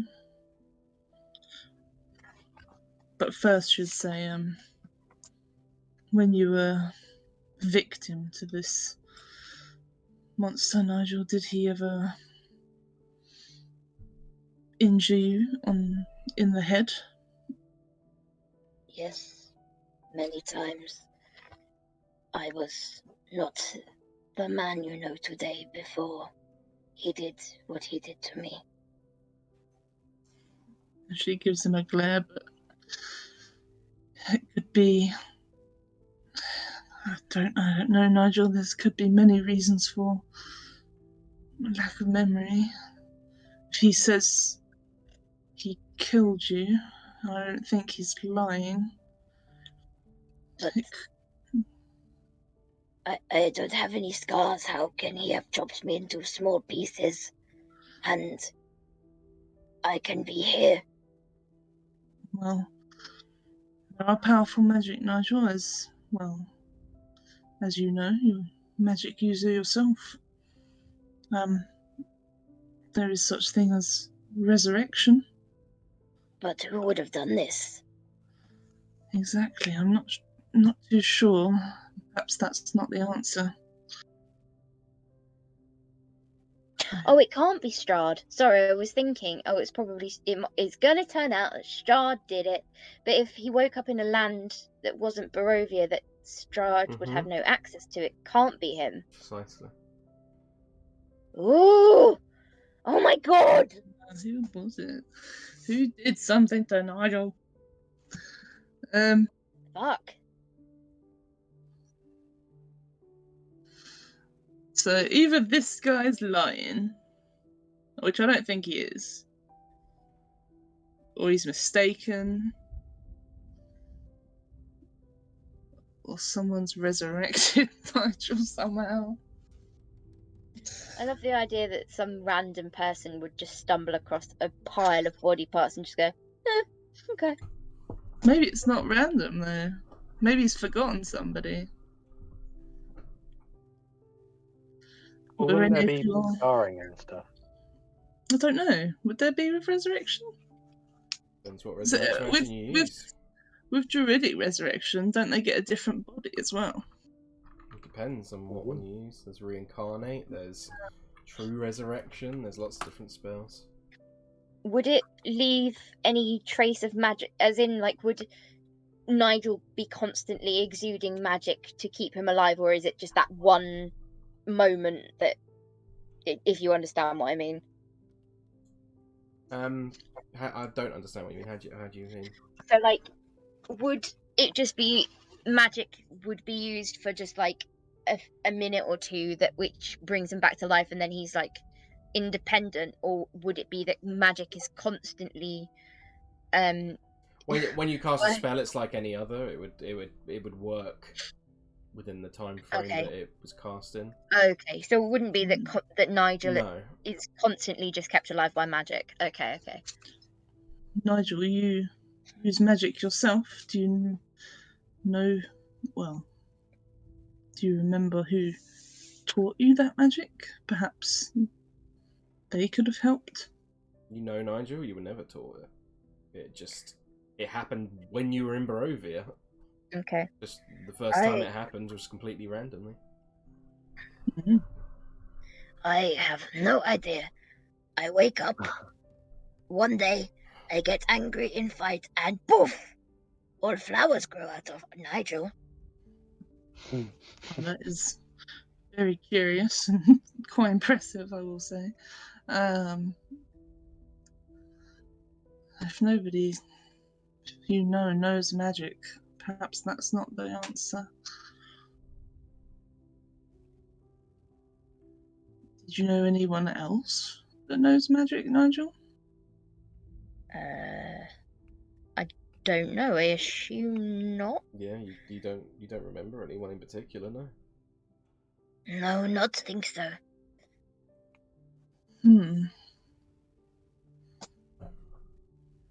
Well, I'm stumped. I ain't got a clue. Jeremy Swinglebutt. Bet it was Gravy Jenkins.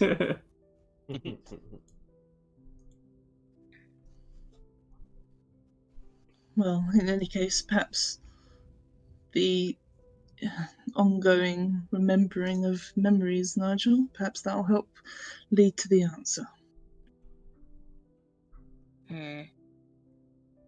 I don't want to remember. Was it bad memory, Nigel? It's very bad. Things happened that should not have happened. Let's see. Well, as they come back, well, if any more come back to you, Nigel, just know that I'm here and we can talk and get through it. Thank you, Nigel. No. Sorry. Oh, that's my favourite meme. Yeah, it is.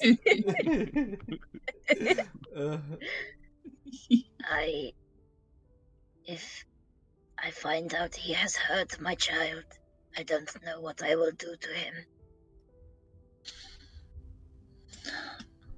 Whatever you decide, Nigel, it'll be what he deserves. It is thanks to him I cannot have another. So, he must not hurt her. When we get back, Nigel, you'll be able to see her and he'll hopefully erase him from your life. We can do it together as the Iron Oath. I will spend the rest of my life searching if have to. And we will help you. As many as there are left of us. And she sort of looks sad about that. Nigel would just sort of like give her a squidge. Yeah, squidge. Okay, so as morning comes, the light may never cease, but eventually you feel rested enough and prepared to go forward and... Wait. Oh, go on. Is that bat still there? It would be, yeah. It's a bit weird. Hey, man, Okay. it's your bat. Ilkaas would look at the bat and be like, why don't you go find somewhere else to live? It's not a ruin anymore. Is he trying to like chase it off at all? Yeah. If you did, yeah, it would just fly straight out the door. Okay. Goodbye now. Okay. So, you gather yourselves and prepare to make your way across the lands of Barovia once more, and then eventually make your way towards the Amber Temple, with now Nigel's father-in-law with you, bound and gagged.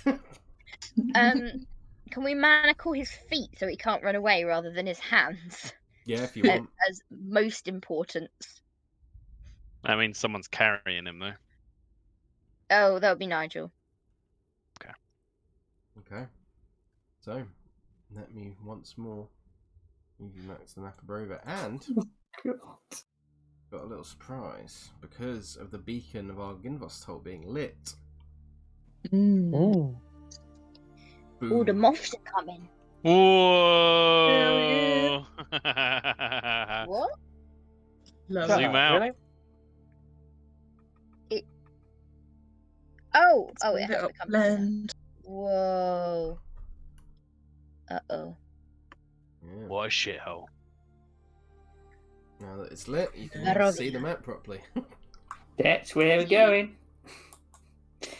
This isn't all of Barovia, is it? It is, yeah. Yeah.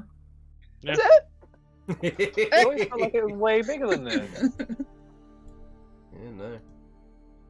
There's Valaki, your Yeah. favourite place, and there's the windmill, Press. and there's Kresk all the way over there, and So weird seeing it like this. It looks way smaller. yeah, I wanted to have that reveal. Thought it would be cool. Oh, that's strange. Yeah. Arteezy will be there in no time. So,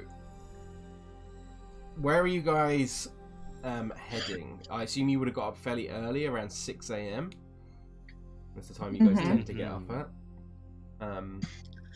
So you sent the animal messenger to Casimir. Mm-hmm. Where exactly did you want to meet him? Probably at the Markovs, I guess, or around there. Now, you're not going to try and meet him before then, so you can travel with him? Yeah, we could do. I don't know where he is. Where is He's he? here, He's right? here, Like near yeah. Valaki. Mhm, Yeah. Okay, so we could meet him like here then, up here, Yeah, if you Right. wanted to, yeah. or here. It's up to you. Like, Oh. it's what you send in the message, so. How big is this hill here? This mountain? It's like like almost 1,000 feet down to where this point here is. Yeah. It's a pretty big drop. Here then, I guess. So I yeah, mean, Ilkaas would be fine. He could just fly down there. so True, but he also doesn't know where he's going. Yeah. Born free. do we want to send Casimir the message to come now though, or do we want to wait? Wait for what? Because Yeah, wait for what? Farrah wants to do the gem thing, and depending on what happens at the Hill when if she brings the gem there, then we want to take the other gem in this direction, right? Wherever those monuments were. Those monuments were here, like here. Yeah. So it depends. I mean, that is also on the way to Ravenloft. I mean, Ravenloft's over here. True. Okay, yeah. You can do it after Amber Temple then, yeah. Where do we think the Amber Temple is? Like here somewhere. From what Casimir told you, he thinks it's somewhere within, like, it could be anywhere here, it could be anywhere down here, it's Yeah, somewhere yeah. in the southern mountains, is all he knows. There's a bridge here, so somewhere here. So If we're going to Amber Temple, then there's no point in having him come to the Markovs and then coming back down this way. Right? So we can get him when we come back this way? No, well, if we go to Yester Hill, which is here, right?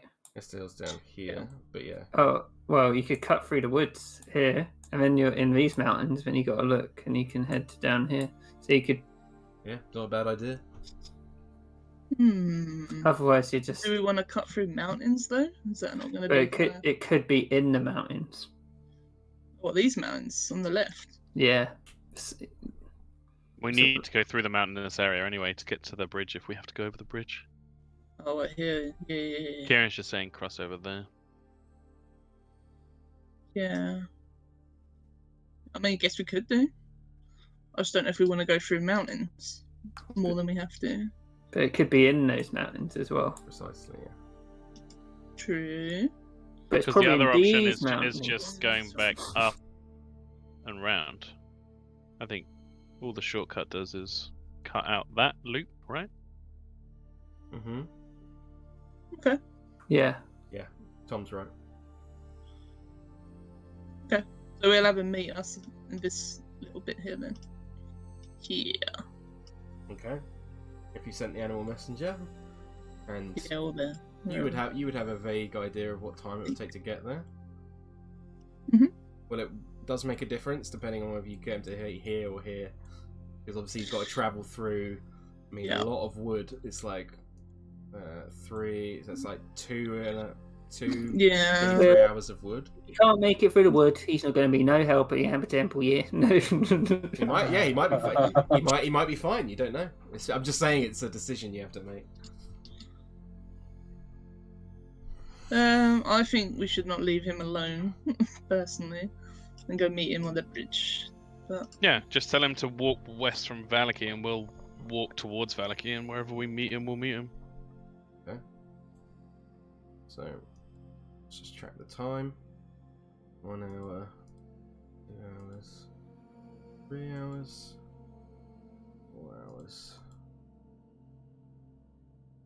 So it takes 6 hours to get there to the bridge. Okay. Which would take you up to about midday. Where you would meet. You would find, as you approach the bridge, move the little thingy up. As you approach the bridge, in the distance, you're marching through the woods. The woods are silent, apart from the crunching of twigs underneath your feet and the occasional howl of a wolf in the distance. Bats occasionally fly overhead where the canopy of the trees meets, but you march onwards towards the bridge.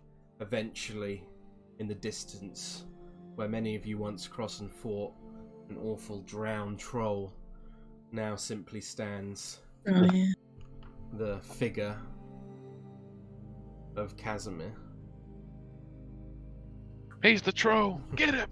Ilkaas would be like, I didn't know he could even walk that far. Yeah, if there's anything anyone want to say along the way, then feel free. If anyone wants to roleplay anything out along the whole way, he would have been like, are we nearly there? He hasn't got anything, he doesn't know scale. No, absolutely. I think Cal would be giving him some updates and saying there's plenty more walking to do, and ask him whether he's familiar with mountains. I guess he'd just look at the mountains and point at them. Yes. And they take a lot more stamina to hike. My scaly friend. And you just go like this all day? Not used to it. You will be. Give your legs time to adjust. One level of exhaustion for Ilkaas. Yep. So, unless there's anything else, Casimir, and that's it, you really. arrive at the bridge and he would step forwards and he'd say, It is good to see you again. It's good to see you, Casimir. It's nearly time. Are you ready? Where is your dwarven friend? Yeah, she looks down and she says, He's gone, Casimir. We lost him. He sort of, his head sort of looks downwards, and he kind of reaches out for your hand, Farrah. Yeah, you take it. And he just says, I am very sorry for your loss, Miss Fellmirr, and to the rest of you as well. And then he looks upon Ilkaas, and he just says, I have not met you before. And I haven't met you before. He kind of steadies himself, and you can see that he's now you can look. He sees walking with a cane, like a gnarled bit of wood, and he kind of moves, limps forward slightly towards you, Ilkaas, and he just reaches out his hand and he says, my name is Casimir Velikov. It is a pleasure to meet you. It's a pleasure to meet you too, Casimir Velikov. I am Ilkaas of Argynvost'Ra. Argynvost'Ra, like the dragon. Yeah, you could say that. He kind of bows and says, the dragon was a noble creature. I'm glad someone saw him. I've never met him, but, well, not physically, but it's nice to know someone thought very highly of him and seems so lovely themselves. It is a pleasure to meet one who bears the dragon's name. I'll do my best to emulate him. He sort of does a little power pose. We have a long journey ahead of us. We may not survive. It will be dangerous, Casimir. Are you okay to come with... She points to the cane. He says, Do not worry for my well-being. I know the risks. I must go there to save my sister's soul from the devil's damnation. Yeah, she nods and she says, that is noble, Casimir. We'll try to keep everyone safe as possible, but you're right, it will be dangerous. I have not told you everything. Is that so?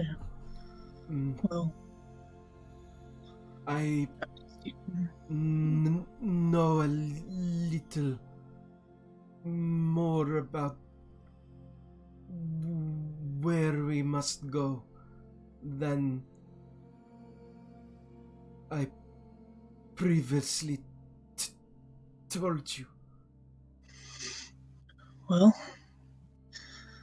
all the more reason for you to come then. But in any case, we should get moving. There are legends of a great pass in the mountains called Solenkar Pass. It is said it is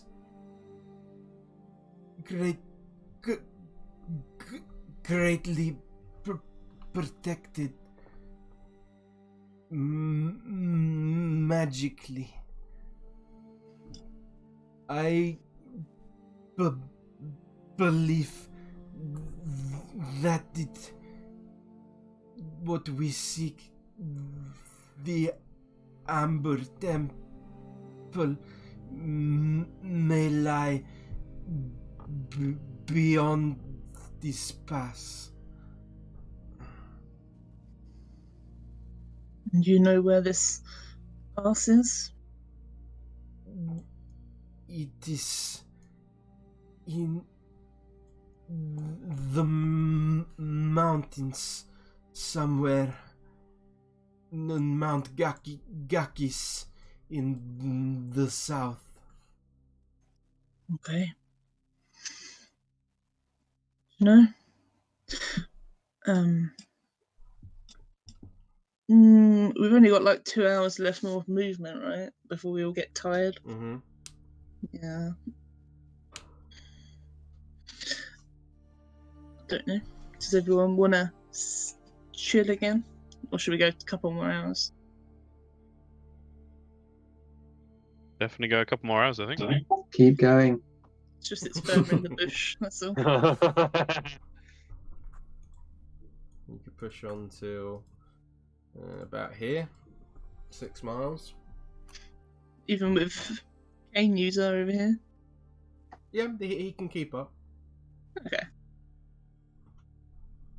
I'll carry him if I need to. Well, I was thinking we could go faster with animals if we wanted to. Yeah, if you want to do that. Hell yeah. How far do we want to go? Let's give Ilkaas the impression that that's how everyone normally travels around. Okay, well, we can get out a good old few horses, or we could get out something cooler and get out a big old elk. But I don't think it'll carry everybody. Giant snake. The snake. giant elk Giant you've snake. been summoned can definitely carry everyone. Yeah, it's pretty fucking Like last time, wasn't it like gigantic? big. It's like 8 kids or something. Yeah, it was like gargantuan or something. I can't remember what the size was. Yeah, it's huge size, I think. Yeah, it's pretty fucking big. Yeah, it's a big old snaky, well, elky. Yeah, so if you were traveling, if you summoned that out, it would.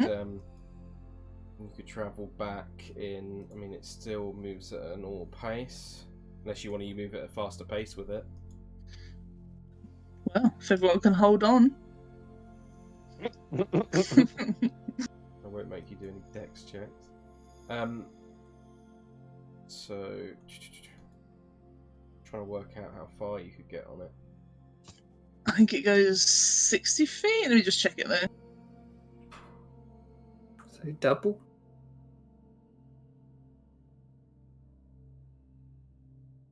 Yeah, it's got 60 feet movement. Just trying to think how long it would take before it gets tired itself, carrying all of you. Well, it only lasts an hour. Only lasts an hour. Okay, so I can cast it again. I mean, it would travel at half speed because it's carrying you all. So it would be 30 feet. So it would just travel normally.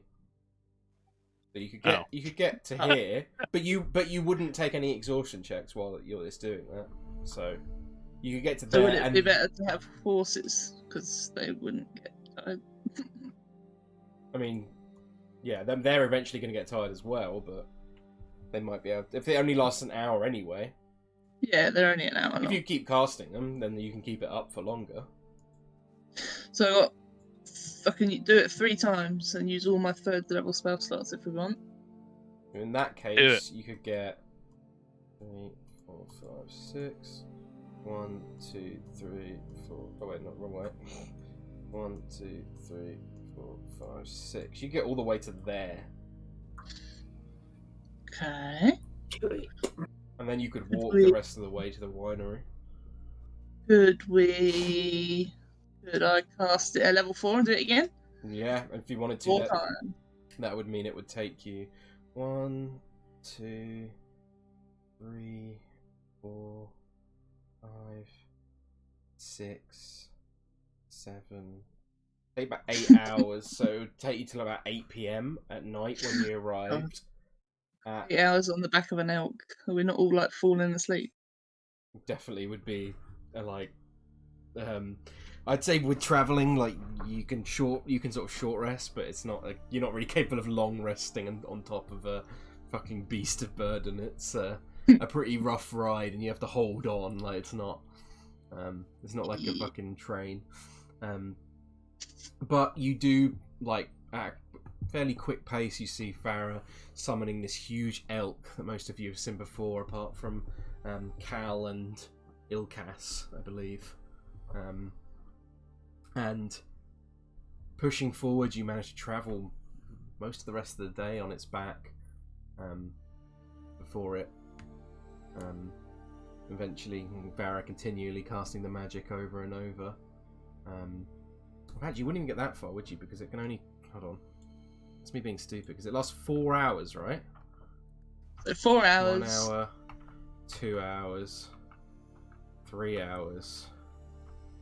It gets you there, rather. Sorry, that's my bad. 4 hours. Okay. And then still pretty.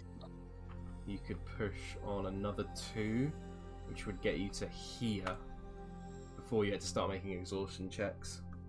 Oh, shall we do it a 5th time, guys? Yeah, we're nearly there. I have no spell slots left, though. We'll protect So if something happens with folk... Another it's time? Fine. You're a moon druid. One more time, go on. I am a moon druid. I'm a healer at the moment. So another hour pushes you on. Get to here. When do we ever need it? Still about another hour away, the winery, though. Okay, well. Guess we'll have to take exhaustion. Yeah? Does everyone want to push on? Okay, everyone make a constitution saving throw for me then, please. Hang on 1 second. Hang on. Farrah will turn into a giant elk herself, and she will do the exhaustion points only. Okay. Nice. Yeah, in that case, you could definitely carry everyone the rest of the way, but Farrah, do me a constitution check. I'm going to say with disadvantage, because you're carrying everyone. Constitution saving throw. Sorry. That's an elk. Let me find my elk. Hang on. I think Ilkaas should just be like, oh, no more, and just like throw up a bunch of ice on the floor. It's a +2. It's like slush puppy. Elk. Oh, yeah. Oh man, that just gave me weird thoughts of him throwing up into Tom's mouth. Yeah. An 11. Let me just quickly check the DC. Is it blue, green, what? Well, if it ain't blue, it ain't going in my mouth. How many times have you said that? Hey, man. No Smurf kink shaming. 11. Oh, you just met the DC, so actually you do manage to pass it. Just about. So pushing on. In total, that would actually take. Yeah, that would still take you to 8 o'clock at night. You would get to about here, and you're marching along Farrah's back. You're all just groggy and tired. Ilkaas kind of throwing up over the side, all this blue ice. And eventually, you see a familiar light in the distance, kind of like waving back and forth, like signalling you off to the side. Okay. Carries everyone to the side. And as you do get closer, you see a familiar figure come out of the brush, and you see Van Richten. Who signals you over. Okay. I think at this point, Farrah would nudge everyone to get off and turn back. I can't remember. I don't think has Cal met Van Richten? I don't think so. No, he hasn't. He definitely hasn't. No. He would have followed him, but he starts sort of walking up to you, and he's like, "Took you bloody long enough. Where is Mr. Pitch and Osdred?" Yeah, you just see Farrah just shake her head. They didn't make it. I am sorry. I see you've encountered some new companions, though. Indeed. And she turns. This is Cal. I'm afraid I can't remember your last name, Cal. Not a big deal. Oh, Kalanrogh Al'Qell. Holds his hand out. He holds his hand out and he says, "A pleasure. And the Dragonborn?" I think Ilkaas would have been giving Cal the like, "Who's this guy?" sort of look. Who's this fucking weirdo? Been like halfway through, he's like, Ilkaas. Pleasure to meet you both, Rudolph Van Richten. I'm afraid, much as you have lost, some, we have lost many as well. Come, bear yourselves, it's a grim sight. And he leads you back to this small clearing within the woods. And as you're walking through Meadhan, you start to see a sight that kind of starts making you panic a little bit. And you see this small camp set up in the woods, and you see Adrian is sitting on the floor, and he's got a bandage wrapped around most of his head, and it's kind of like stained with blood on the side. You see Muriel is on a bed completely unconscious. You see Davion is off to the side near Adrian, who is also completely unconscious. You see another bed with Esmeralda at the side, who is also completely unconscious. Oh shit. Yeah, he'd go on and run over. Yeah, he'd probably head to whoever's nearest and conscious looking. Adrian is the only one hurriedly conscious. Yeah. You do not see any of the other people. You do not. You see Dag, and you see the kids. He's kind of sitting off at the side, and they do a quick insight check for me, Meadhan.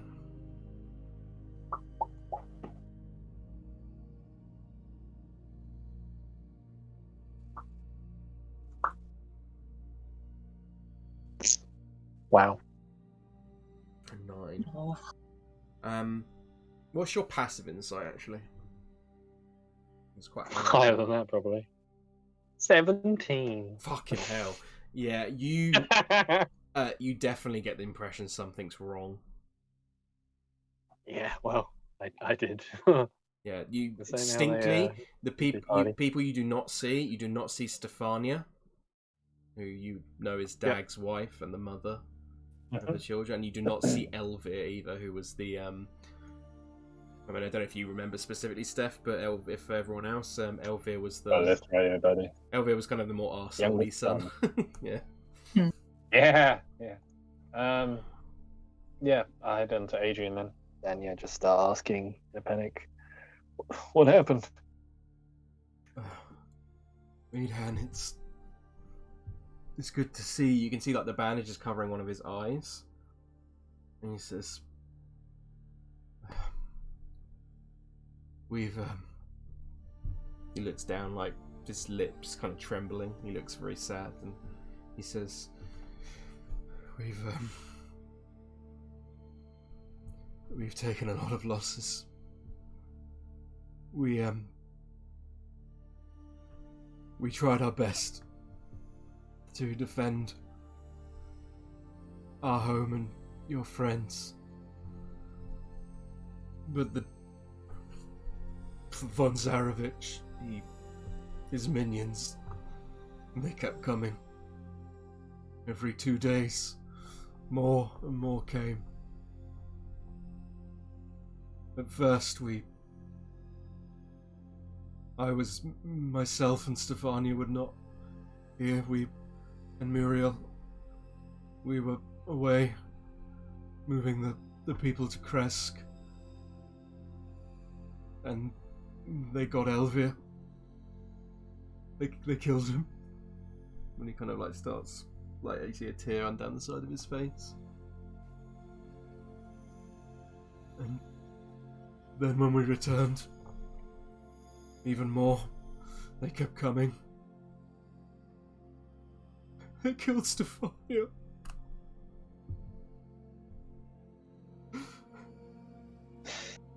And I'm sorry. It's your friend, Irina. They killed her as well.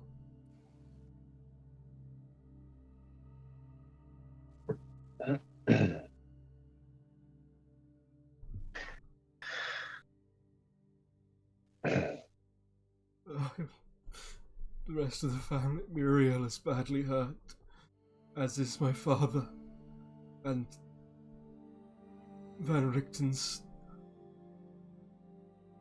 his friend, Esmeralda. They did all they could. I do not blame them. By all I almost wish I'd never left you. He just looks down, he says, I don't know what to do now. Dag and now you rest, buddy. Of course. It's good you're back, Meadhan. I'm glad you are safe. We have abandoned the winery for now. We do not want to risk more showing up. The winery can wait. There'll always be another one. He nods. They took my eye as well. And he kind of pulls back the bandage slightly, and you can see it's like been pretty much just pretty gory. It's been, yeah, I won't describe it exactly, but it's been it's not nice. Yeah. I mean, he's never been particularly close to Adrian, but you give him a pat on the shoulder anyway and encourage him to just lie down and rest up. Yeah. The moment he said Von Zarevich, he kind of knew the rest. Van Richten with the rest of you as Meadhan rushes off. He says, there have been, Von Zarevich sent a number of vampire spawn every 2 days since you left us. First there were only a few. We managed to repel them quite successfully. However, on the fourth day, when the second time they attacked, the boy Elvir was killed. Davion did not take it well, as you can imagine. However, on the last day, I'm afraid Stefania was also murdered. And I'm afraid, and he looks on the rest of you and he says, I'm afraid that Irina, I could not protect her. You see, Farrah looks quite upset by that. She looks to Nigel, yeah. Yeah, Nigel's shedding a tear, and he's also looking very angry at the same time. I know she was not the same since Kresk, but I apologize. The curse that holds me proves once more that I'm the butt of some witch's curse. Some witch's cruel joke. All those around me suffer and die. What did you do with her body? I took it to be buried behind the winery before we left, amongst the other Martikov family. I thought that it would be more respectful to put her to rest amongst people who were good people within this land. I hope she does not come back. As do I. You can have my assurance, though. I, personally made sure the heads were removed. I will spare you the gory details. It feels wrong to thank you for such a thing, but I appreciate your forward thinking. Just out of interest, has Finrichton had any reaction to Nigel carrying that guy? That's a great Oh point. yeah.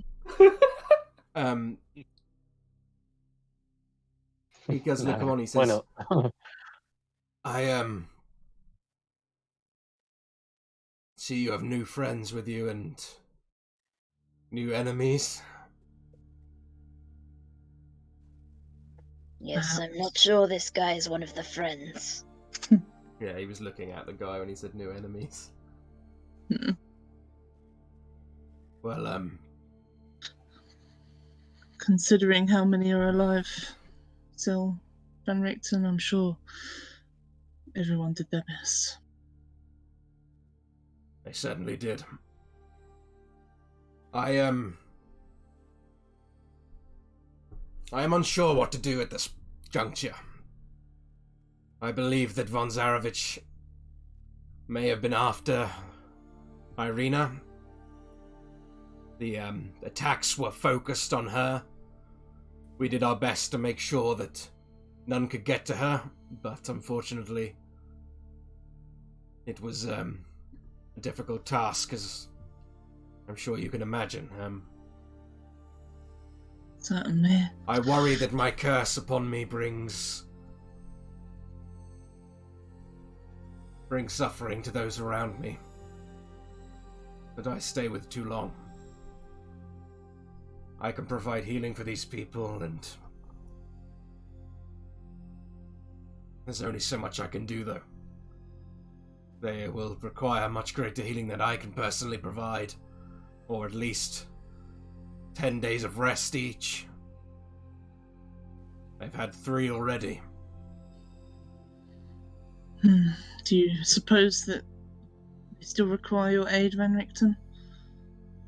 We were planning on going to the Amber Temple soon. I do not know. If I come with you, then perhaps my curse is simply going to bring death to the rest of you.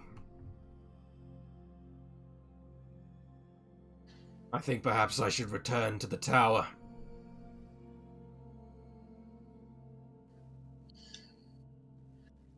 I don't think so. I think we could use your help, Van Richten. I am willing. Do we know what his curse? Does he actually have an actual curse, or does he just think he has a curse? From what you read in his journal, he talked about being cursed by a Vistani woman. Okay. For enacting revenge on them for being involved with the death of his son. But when you think about it, he is a monster hunter. It's not a surprise everyone's dying around him. Yeah, it's also true. Yeah. But I will say, do a nature check, Farrah.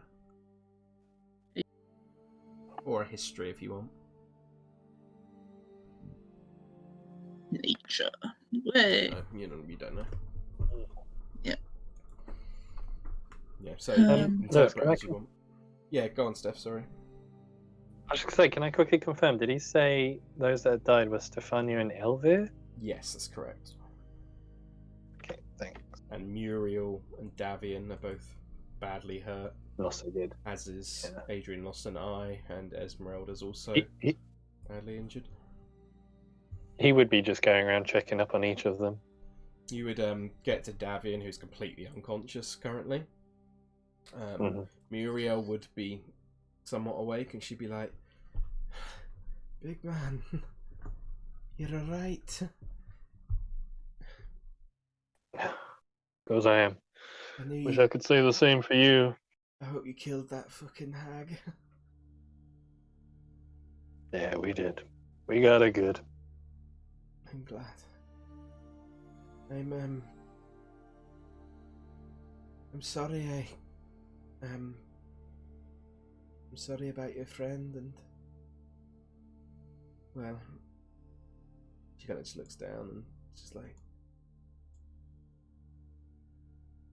it's all been a lot, hasn't it? And she like coughs up, and it's like a little bit of blood kind of comes down in front of her mouth. He kind of puts a hand on her shoulder, just says same thing. Just stop your talking. You need to rest now. There's no need to be sorry. We've all been losing people lately. She nods, and just puts her hand on your hand and grips it tightly.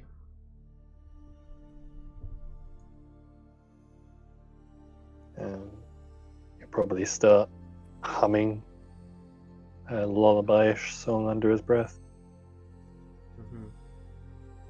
She would kind of lean back in the bed and gently close her eyes and sort of just quietly sit there while you slowly slip off to sleep. Can I sort of tell what sort of wounds she has? Do a medicine check for me. Yeah, why not? Because they always go well for me. Oh, natural 20. You look upon her, and a lot of her wounds don't seem like they're massively external. She's got like cuts and like scar, like what look like scarring and stuff across her arms and across her neck. She looks like she's been maybe clawed across the back. But what majorly seems, you like looking on her sort of stomach, you can see that there's like massive bruising, and it looks as if there's some kind of major like internal injury. From what you can tell, it looks like it will heal on its own, but it looks bad enough to take someone out for, you know, at least 10 days. But she's not like on the verge of dying or anything. No, but she's in no state to fight or move or anything like that. Yeah. Okay. Alright, cool. What do the rest of you do? Well, looking around Van Richten, it seems to me these people will need a protector, at least until they have healed. Even if that just be from wolves or anything. I will do what I am needed to do. I apologize. The last week has been hard, and it has put my usual demeanor to the test. I do not wish to see those around me suffer. Ilkaas would look at Farrah and he'd be like, "Are these people your friends?" They have helped us, Ilkaas, and helped us do... Well, they took back the Kresk people to the... Well, they took them to Valaki, didn't they? I remember correctly. They did, yeah. For us. And offered us sanctuary in their home. Well, they could always stay at my house if it might be safer there if they could get there. Certainly, I was thinking this camp doesn't look very safe.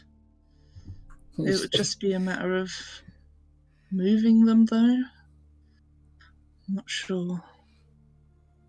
Well, if they manage to get there, they'll be safer. They certainly would. It might be difficult to get them there, though. How long? I mean, it would take us Another day. another whole day to get them all over there. Well, they're your friends. I was just making a suggestion. I'm sure they'll be safe in. You kind of peers through the winery. No, you make a good suggestion, Ilkaas. I just don't know how we'd get them there. Yeah. You see out from the woods, just suddenly like you hear a Ooh. and then coming out of the woods you see Ravi just rush forward. Ravi! It's carrying like a half-dead deer in its mouth. Yeah. He says, "Put that down, you bloody creature." I think if myself and Ravi are here, I can provide enough protection for now. I think von Zarevich has what he wants. But I imagine it will not be long before he sends more. I would appreciate any protection in reaching this Ilkaas's home. Yeah. I do not know. Would it be more protection than the winery itself, though? Well, it's got daylight there, so probably. He kind of cocks an eyebrow at you, and he's like, "Daylight? Here?" Yeah. It seems the area was blessed by Argynvost'Ra. Interesting. The protection Indeed. of a dragon's magic is powerful. If we can get there, we might. You say sunlight? That's probably the safest place in this entire fucking land. It certainly would be. Just don't use that language around Vlad. Vlad? He's my pet Drake. Great. I mean, she looks at Casimir. If everyone's willing to leave Amber Temple for a little longer, we can get these people to the castle. But, is it a castle? Mansion? More like a huge mansion. Well, I'll be honest. If you guys head into that temple beforehand, you're gonna have to do it without me. I'm not leaving these guys again. That's understandable, Meadhan. I say our best bet is to get them to this mansion, then. Ilkaas's home. Hum. Strahd may enjoy having all his targets in one place. Very true. He may. Perhaps we... Especially as we travel.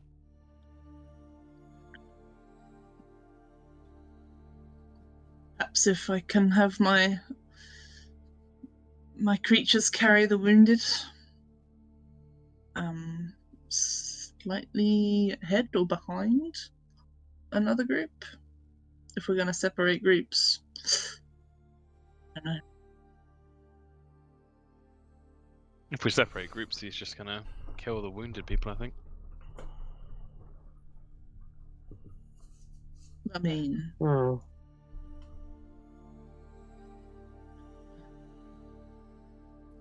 Casimir kind of puts his hand up, like shaking slightly, and he says, yeah.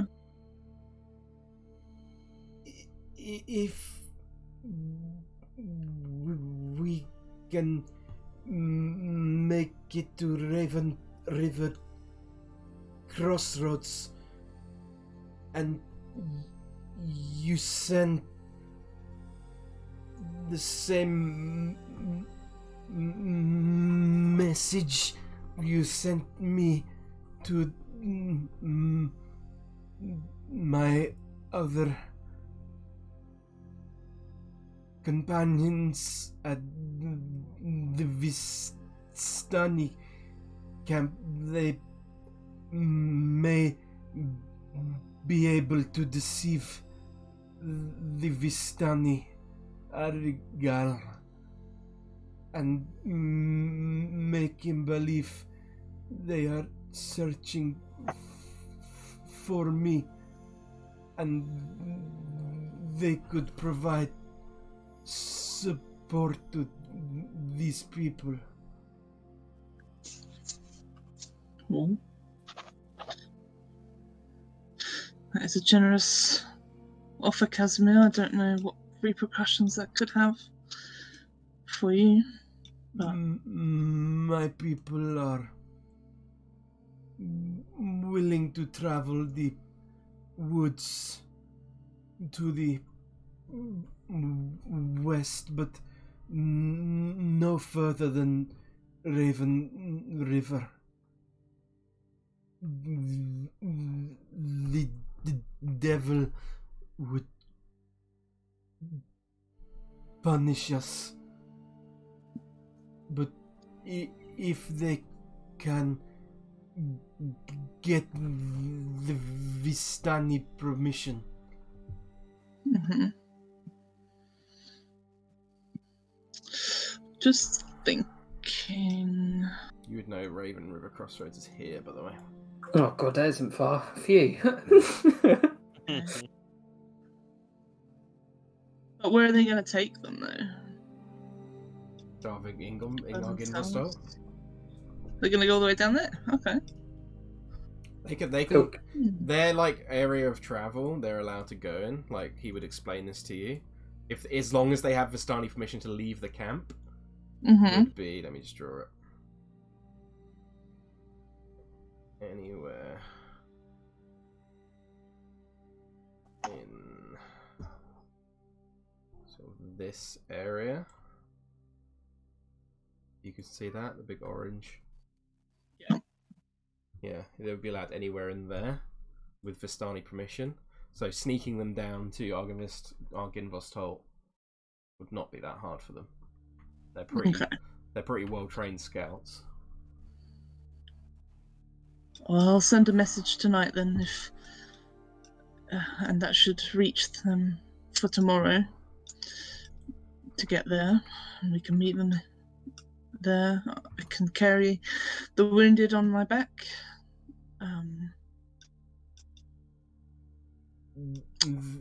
Very well. Say to them, Iliserin lu Igovadirvin. And you would understand it, Farrah, in Elvish. It means, what it translates to is, with safe passage. It would essentially, I'm just trying to think of what exactly would it translate to. It would essentially translate to, we lead with safe passage. But from what you can tell, it sounds like a code, kind of, like a code word sort of thing. Okay, yeah. So she would definitely repeat that with the animal messenger in Elvish. Yeah, looks like we've got a plan for that at least. Just don't take too many. Don't want my house getting messed up more than it already is.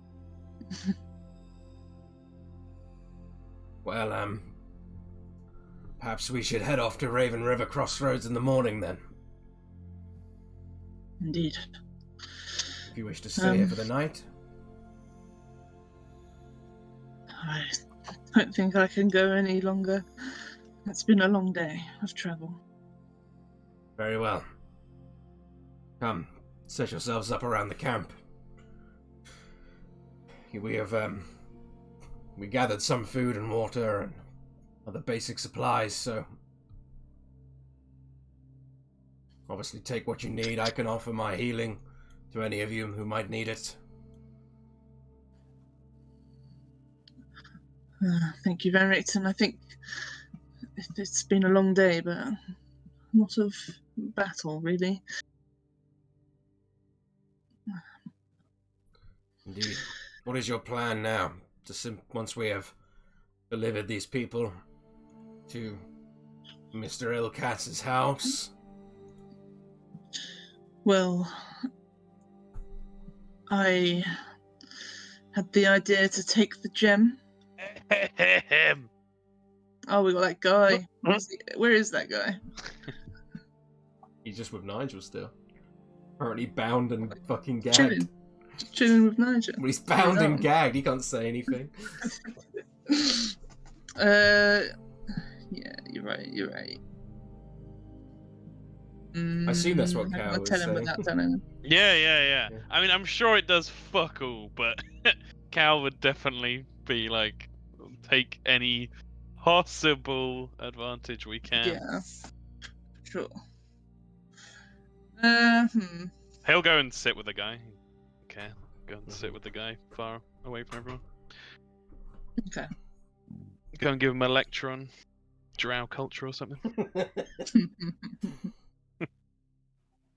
Yeah, so you take this guy out of earshot smartly. So, with what we gathered from the hag, she winks. I was going to try and take it to Yester Hill, as well. I believe that's where it was originally from. I understand the Markovs. I assume we're not around the Markovs. They're like away as well. I mean, they're all passed out pretty much. So yeah. There was only one awake, though, wasn't there? Adrian. Is he in earshot as well? And Meadhan told him to rest, so he's lying down now. Good. I know that. What was his name? Adrian. Mm-hmm. I know that. That's the leader guy, right? No, so I'll just go over it because I know it's a bit confusing with all these names. So Davion is the leader. He's their father. Okay. He's the old grumpy guy, the guy who was being a douchebag basically the entire time. Adrian is his oldest son, who now has lost an eye. He was the actual nice son. Elvir was the younger son, who was the douchebag son, being like, who's died now. Stefania was the oldest daughter, who was probably the most interactive with you guys, who has also perished, unfortunately. Muriel, I think you obviously know Muriel because she's the raven that was following you for ages, and the blue thing. And then you've got Dag, who was Stefania's husband, who is not. He's like just a fucking bloke from Valaki, basically. And then you've got the kids. You've got 4 kids in total. They're all there as well, aren't they? Yes. Or they did? They're all there with Dag. Yeah. Okay, so Davion's the one that asked for the gems. Yes, he said that was the deal. Although in this current situation, I think, Yeah. I know Davion tasked us with retrieving the gem, but I feel it's got greater purpose than just growing grapes. I can't say I disagree, to be honest with you. I do not think many were-ravens were lost in the fights as well. I do not wish to miss out their sacrifice. Certainly not. I feel... Almost 20 in total. I feel any advantage we can get over Strahd will help us defeat him and avenge anyone that's been lost. The numbers are great. I feel that returning these gems to where they belong may help us in that. I can't say how or that it will do anything, but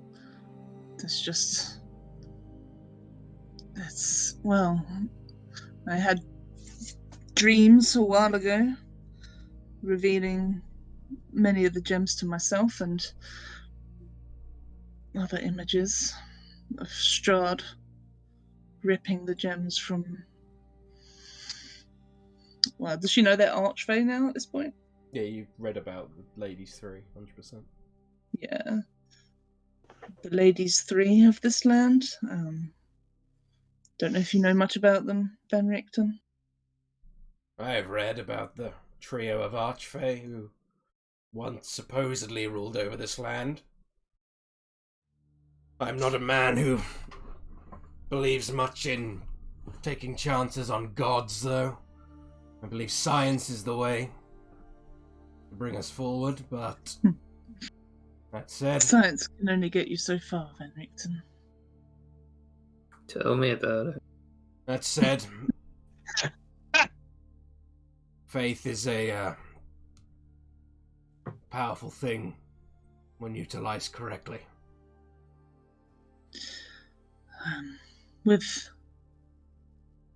I don't even know if this is about faith, even, Van Richten. This simply returning these clearly magical gems back to their natural position could perhaps affect something.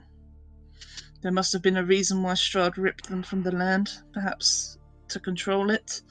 So I think it would not be unlike von Zarevich to tear some precious mineral from the ground and take it for himself and steal any power he can take. So, at this point in this situation, I think we're looking for a bit of a Hail Mary. So... certainly. Any advantage we can get. Mary. We'll take what we can get. Come, let's rest. We can speak of this in the morning. Yes. We shall. So, unless anyone else wants to do anything during this time?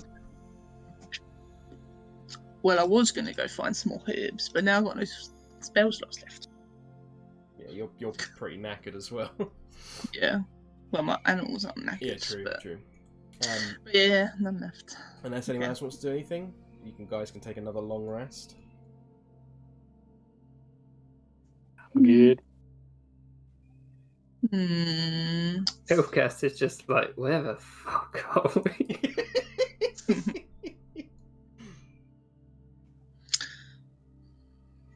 Farrah might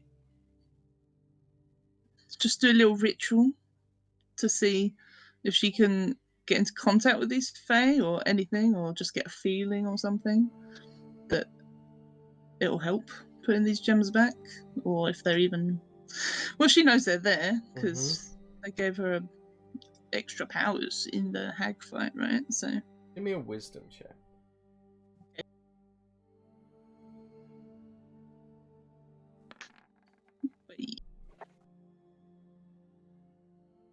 You sit amongst friends, but then separate from the group slightly to commune with nature, sitting at a cropping of trees nearby, and you sit cross-legged on the ground and just close your eyes and just focus on the land around you, just as your father taught you. You remember him sitting on the one of the mountains within the high forest, just watching over the hundreds and hundreds, thousands of trees, and he would just take your hand and he would place it upon the rock as you looked out onto the horizon, and he would just say, "Remember, you are the land. We are the land. It is within us, as much as you walk upon it." And as you think to yourself this, you open your eyes briefly and you see a small girl just skipping throughout the woods ahead of you. She turns to you and just smiles and then dances off further into the woods. until you can no longer see her. That's all that happens. Mm. Yeah, and she remembers the girl from the hag sort of area as well. So yeah, so she definitely gets a reading from that. That's all she wants to do. If you don't. Anyone else? I'll take that as a no. Okay, so if you want to take... Oh, sorry, go on, Meadhan. No, I was just going to say he would probably just find a position kind of in the middle of the Mardikovs as much as he can and play very, very soft, quiet songs. Until he probably drifts to sleep. Okay. One more thing, sorry. Yeah, go on. Farrah would go to Nigel. I should say, Nigel, did you want to go have one last goodbye?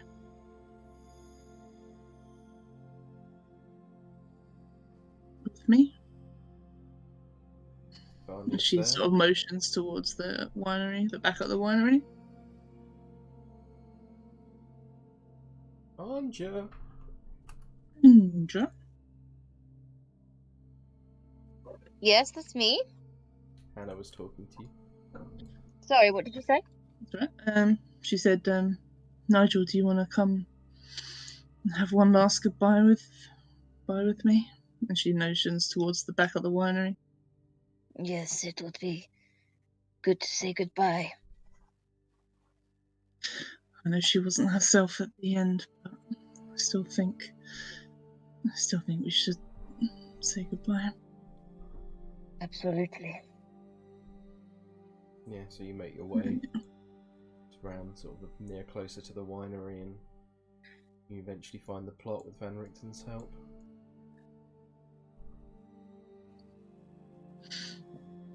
Yeah. There's not much to say that I haven't told you already, Irina.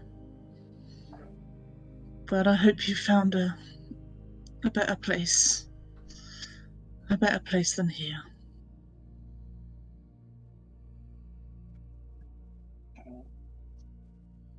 That's it. So with that, you all can take the benefits of a long rest. And then in the morning, I assume you guys want to move towards Yester Hill. Is that correct? Well, I think everyone's got to decide, right? Because I don't think that we're going to just rip the gem back out the ground. So we're going to give it to the Markovs. Or to the land.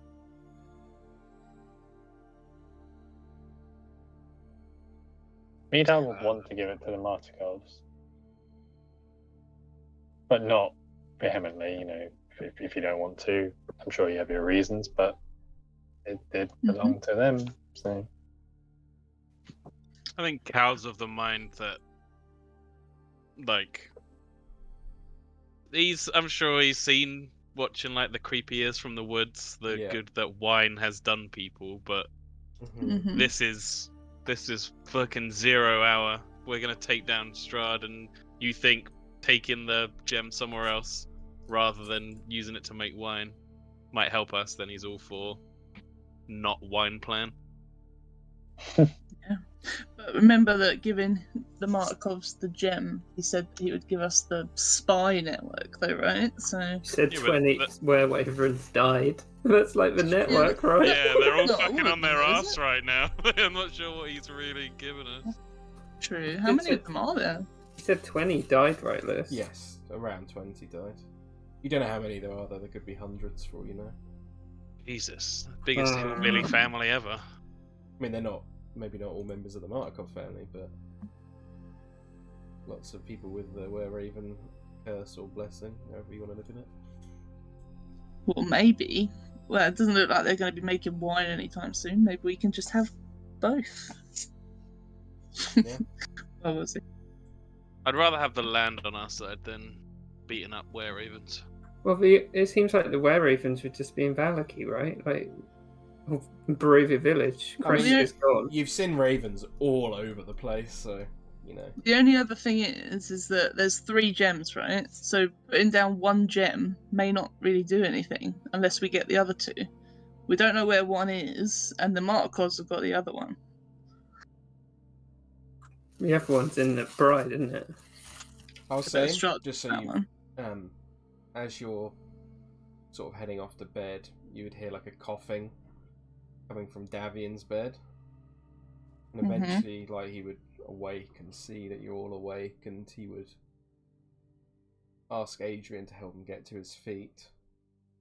And he would approach all of you, and he would say,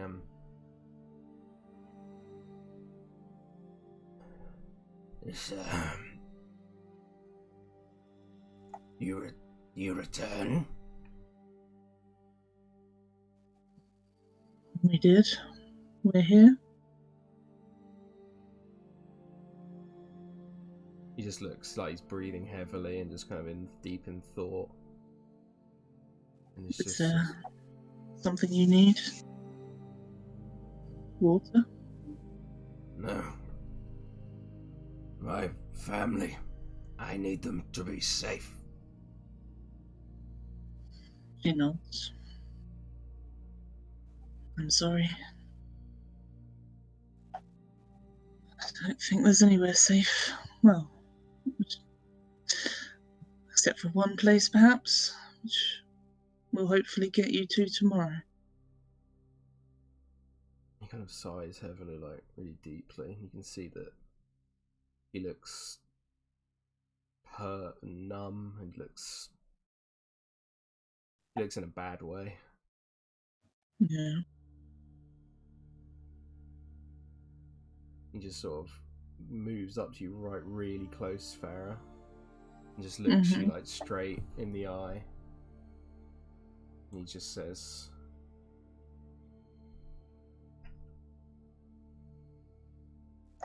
I used to believe in people like you. Once. People who came to this land to kill Strahd von Zarovich.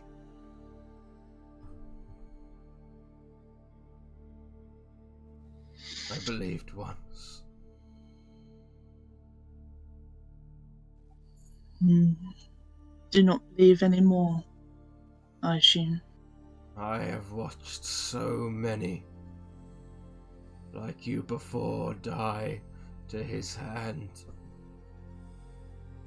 And each time I helped, my family would suffer the consequences.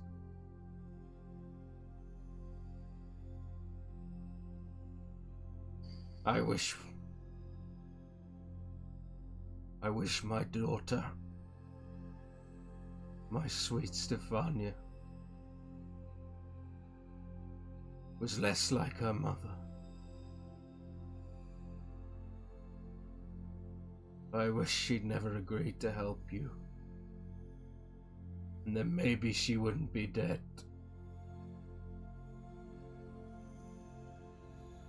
But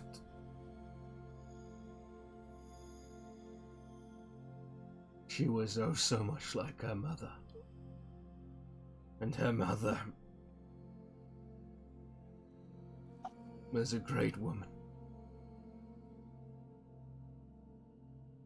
Her mother died trying to protect people like you.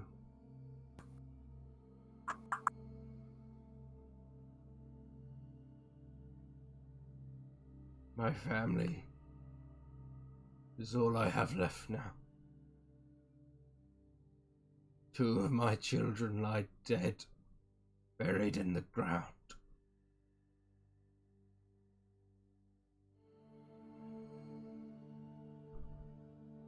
There will be no more wine grown in this realm. not under the Martikov name.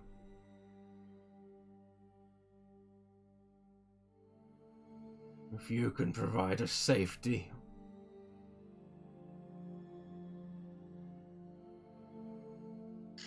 and I do not believe you will win. I believe that if you challenge von Zarovich, he will discard you, kill you like the rest. But I have little left but my family now. And if you claim to have made one place truly safe, if what I've been told, that you brought sunlight to this land, then maybe you stand a chance.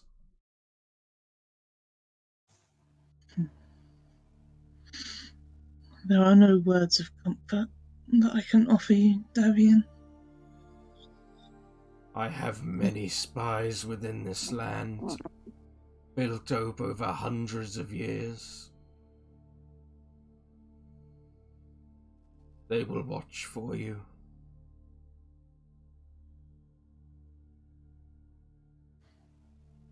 That would be of great generosity and would aid us greatly, Davion. They have been watching von Zarovich for so long. I know more about his home, about everything he has, more than anyone else in this entire land. If you are going to beat von Zarovich, you will need one key piece of information that I possess. Gather round your friends. They must all hear this. Yeah, she looks around. Who's around? Who do I have to go get? Yeah, you can just say you gather everyone. Yeah, let's gather everyone, yeah. Ilkaas looks at the guy like, oh man, another person. I was like, what do you want me to do with this fucker? She just... well, he's still bound, right? Maybe blindfold him and just chuck him to the side for a bit. I'll just leave him out in the open with his feet bound. Keep an eye on him. I don't think he's going anywhere. Yeah. Got a dancing scimitar, baby. Don't try your luck. He kind of like moves forwards, like quite slightly towards you, like limping, and with Adrian supporting him. And he says, "Take note, von Zarovich. He has a great heart within the castle. You have fought him, no? You see how blades and weapons and barely pierces his skin. Mm-hmm. This heart, my spies, it lies in one of the spires at the very top. If you were to destroy it, then von Zarovich would no longer be afforded this protection." But how do you get up there when it's his greatest weakness? My ravens have flown up these grand stairs, but it is dark. It exudes a great red light, like a beating heart at the top of the spire. I can offer no more. All I know is that it exists, and what I believe it is purposes for. That is of great use, Davion. That will be valuable information when we fight him. And you can be assured that we will fight him to our last breath. And hopefully his. I have faith. Die with honor. And die with dignity. I have sinned so many. Die in fear. And whatever you do, if things look as bad as they possibly can, destroy your remains. Do not let him take them. And he just turns around with Adrian, with helping him back to his bed. Yeah. Farrah just turns to the group with a kind of, like, we can do this sort of look with this information. But won't he be protecting his heart most of all? Not if he's distracted. By what? Well, we'll have to think of something. Meadhan turns towards Nigel's father-in-law.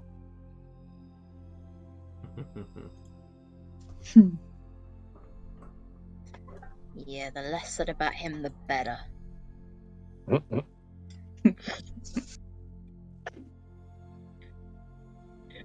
So, with the morning now in front of you, and I think that decision kind of made for you in the end.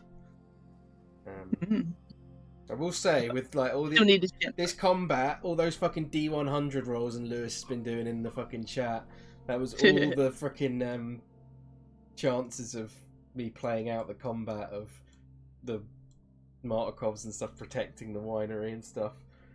And fucking Irina, they had a fucking 10% chance of hitting her, and they hit her 3 times in a row and killed her outright, and I was like, great. That's only 1 in 1,000 though, right? I know, but still.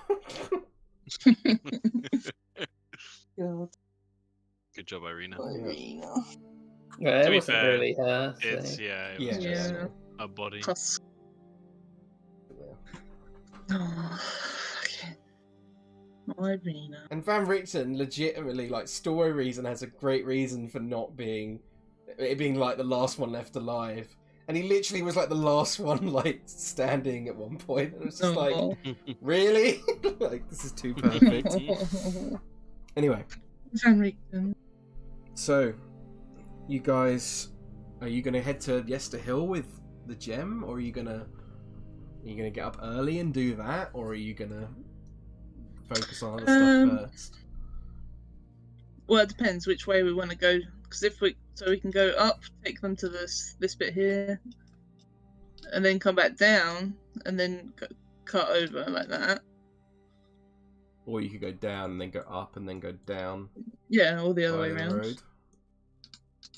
I'd say like this way is obviously carved out a lot more than going through the woods, which is going to be a lot more, potentially more dangerous. I mean, I was amazed that we didn't get ambushed by anything on the way here. Yeah. They could just do that again. Yeah, nothing wants to mess with a giant elk. Well, I think it might also have been because Strahd was sending all his shit to the winery, right?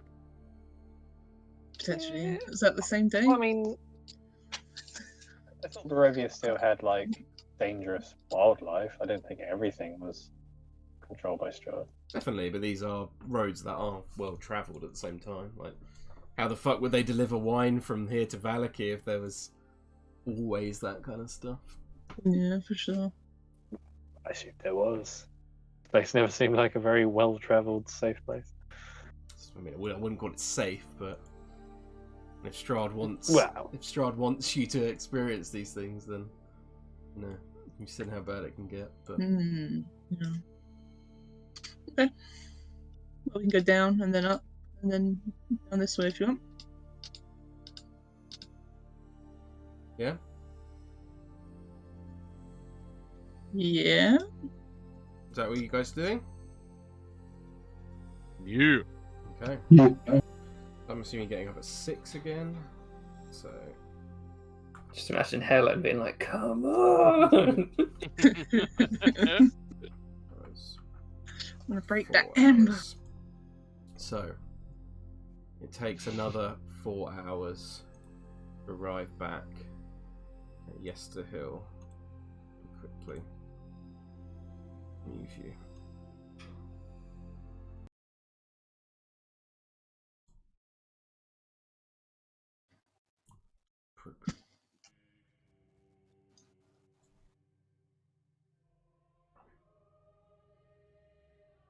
So, I'll just quickly grab something.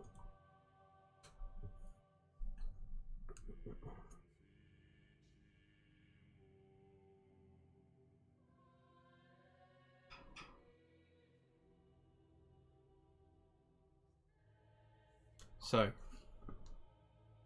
you arrive at the base of Yester Hill, and you slowly make your way, climbing the path familiar to many of you.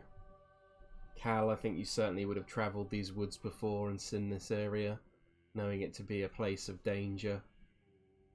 Mhm. And one that you probably avoided. Ilkaas, this site is quite impressive to you. Seeing this huge hill with these monoliths and everything on top. But eventually you arrive at the base of the stones in the centre with the red gem in hand. What are you going to do? So we're in the centre of the monoliths, right? Is that up here? Yeah.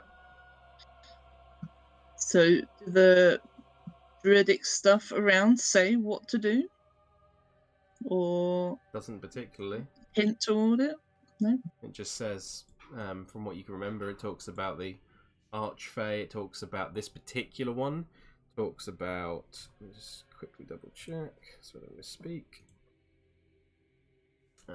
It talks about the Seeker. Mm-hmm. It talks about how her white eyes watches over the lands, and it speaks of a great gift as well, that she and the other ladies three gave to. Yeah. There was also a poem, if you remember, that it said. Yeah, I'm trying to find it. It's under chapter 11, Yester Hill, and then chapter 14 handouts. Oh, there. yeah. It is, where is my lady with a face so bright, with eyes like stars and a bow of light? There she stands in a ring of stone, where she waits for me and me alone, near forest and glade and wood so deep, where truths are known and secrets keep. She gives a gift that we must return, and I give I do for my lady's yearn. Then you have, where is my lady with piercing eyes, whose is oh so kind and oh so wise? There she stands in a ring of stone, where she waits for me and me alone. Through hill and mountain and highest peak, where storms rule strong and life is bleak. She gives a gift that we must return, and I give I do for my lady yearns. And then finally, where is my lady, playful and sly, with a laugh that's light and a step that's spry? There she stands in a ring of stone, where she waits for me and me alone. Through swamp and marsh and lonely bog, where death comes slow as a creeping fog, she gives a gift that we must return, and give I do for my lady yearns. So you see that poem written in Druidic upon these monoliths. Mm-hmm. This doesn't really help me know what to do. You can feel, Farrah, that as you hold this red gem, it's like starting to slightly glow slightly. Ooh. So she'll sit right in the center, right in the middle, smack bang, and she will start doing a little ritual, I guess. Okay. What does the ritual involve? She will. I don't know what the rituals normally involve. candles. I don't know if I have candles. What are you trying to achieve, is my point. I'll just try to contact this archfey just to see if it will indicate how to offer this gem back to them, or she'll place it on the floor though. It's starting to glow more and more as you place it on the floor in front of you. Ooh. Oh. Then she will dig a little bit, put it under the ground. Okay, as you do that, Farrah, your head goes heavy for a moment. You place your hand upon it, trying to steady yourself. Your eyes narrow and you grip the point where your nose meets them. A painful, swelling ache from deep within. Your movement becomes uncoordinated and you kind of stumble around. And the rest of you watch Farrah as she looks like she's in this almost like a drunken stupor for a second. Your vision blurs, Farrah. You rub away at your eyes trying to clear them and then blink over and over again as if trying to clear them of a piece of debris. Blink. Blink. And blink again. With each open and then shut, you are keenly aware of the dark presence of the land around you. You blink, blink, blink again. And then, on the final blink, you see light. There is no longer the remnants of life around you that so desperately clings on, but rather lush, green nature, full of life. You stand within a small grove. In the distance, above the tree line, you see pyres of smoke reach out at the clouds above. Your brow furrows. A woman of the woods does not trust the fires of man. And so, you stumble forward in the direction of this smoky tower. The pain still swelling in your head, but gradually rescinding as you move closer. The underbrush is thick, but the leaves and twigs give way as you approach. And then, before you, stands a familiar sight. A large tent of red and white, like an event or a circus to many, but not to you. And then you see part of the tent lift. You see a door of fabric reveals a figure. A tall, angular woman with ebony skin that's almost completely black, making her look more like a moving shadow. She has white eyes without irises or pupils, and a mane of raven feathers where her hair should be. She steps towards you slowly, closer and closer, and as she does, you can see she is holding something in her hands. Okay. She steps forward, and from the side you see skip out a small girl, sprite-like in appearance. She has giggly, playful air about her, and her skin is a sickly yellow-green and has bright white hair that floats around her head as if perpetually underwater. She giggles and steps forwards too, and you see within the hand of this tall, angular woman, like she begins to almost like knit in the air, like weaving a piece of fabric together before you. And then finally, you see a tall and chiseled woman with golden-like skin like that on a high elf. Well-toned physique like that of an Amazonian woman. and her long white hair sits upon her shoulders like the snow on the cold stone of a mountain top. She has a pair of enormous stag antlers growing from her temples, adding significantly to her height, and she wields a bow made of sunlight. And she touches this in the center, and it kind of starts glowing with light. And the two on the side move away, just leaving the taller, angular woman in the center. Now you see this bit of fabric that she holds before you that was weaved together before your very eyes. You reach down and grasp it between your fingers. It's soft yet rough, like a leaf in autumn. You turn it towards you, and upon it you see a stitching that Nigel would be proud of. You see a detailed depiction of the girl, the small girl, with a familiar man standing behind her. The girl in the image looks scared, shocked, and broken. Not like the one in front of you, or who was in front of you a moment ago, who kind of watches from the side, giggling and smiling. And you see the man behind her, a looming figure of the devil, reaches through her chest, where her heart would be, and holds out a blue gem before him on the weaving. You look up towards the girl, who looks down at her feet with her hands firmly behind her back, rocking from side to side in a playful manner, and then she laughs and skips off towards the tent. The tall, angular, ebony woman points in that direction, and the woman wielding the bow of sunlight aims it in that direction and fires. Your feet begin to glide in that direction before you have a chance to debate whether or not you should follow. And within you see a haunting sight.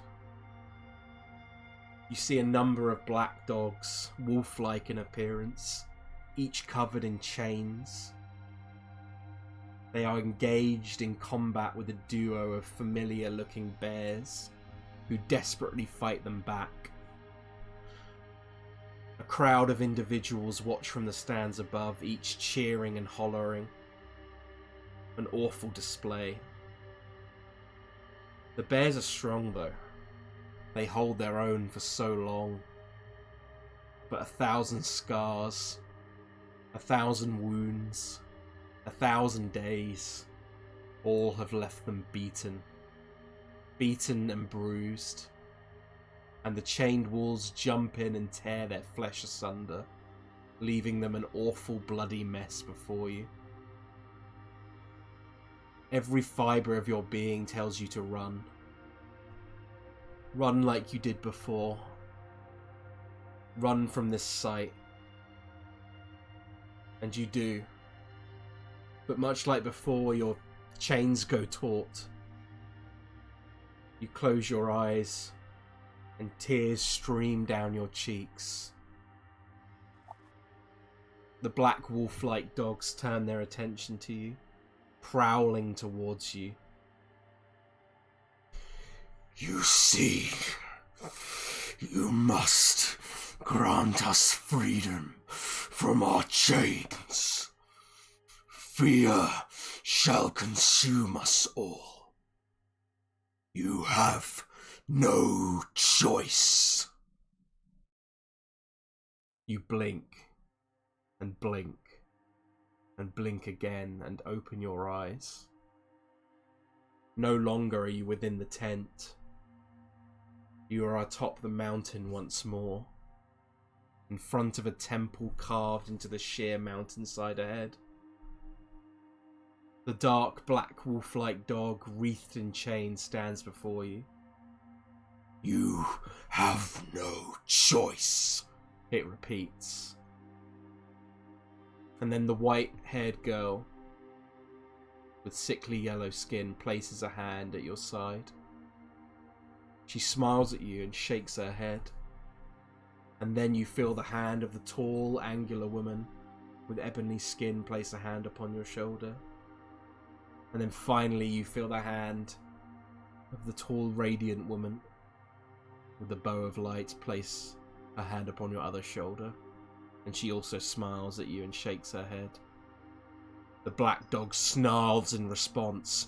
You have no choice. Break our chains. Embrace power.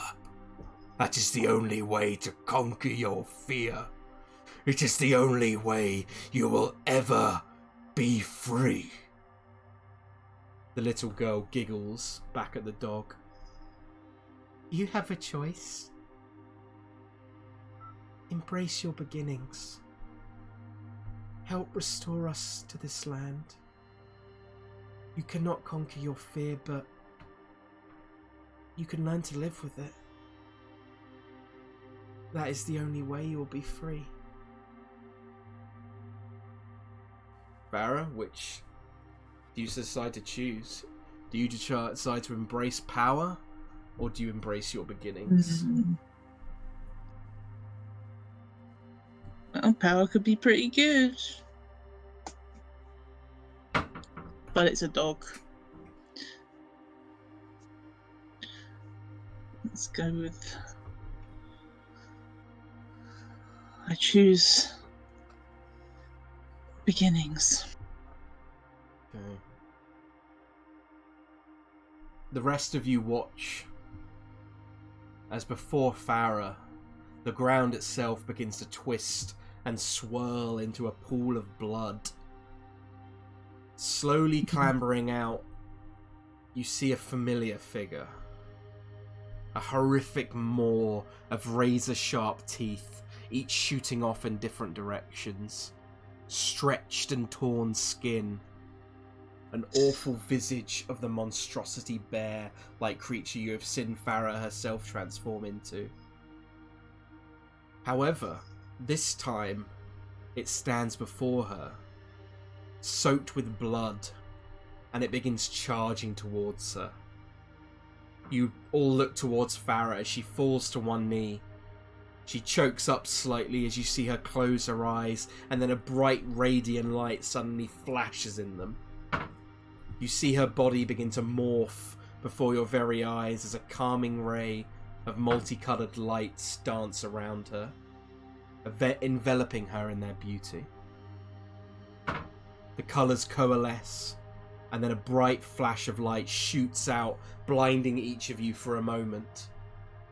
And then when you regain your vision, Farrah no longer stands before you. Instead, a great hulking brown bear does, druid markings throughout its fur, ready to engage the monstrosity in combat. And that is where we will end today's session. What? Ugh, nice. What? No, carry on. Wow, that's awesome. Maybe a I druid. would say for meta stuff, Farrah, you can now transform into a brown bear. Yeah. When you do, its HP is its maximum amount it can be from the formulas. It's 52 rather than whatever. Damn. And when you use your ability to heal yourself in wild shape using spell slots, it's always the maximum amount when you're a bear. Damn. Nice. For a tank. Definitely gonna do that. And furthermore, Oh, I will say for meta reasons as well, returning the gem, you would definitely get a sense of this as something you're not sure exactly what your characters, but you would definitely get a sense that something has happened as like lightning strikes down from the sky and there's like booms of random thunder around. And you have, I'll just tell you for meta reasons because I think it's cool to know what you've done. You've stopped Strahd having the Boon of the Mountain Fane. The Boon of the Mountain Fane allowed Strahd to cast Shield 5 times per day at will.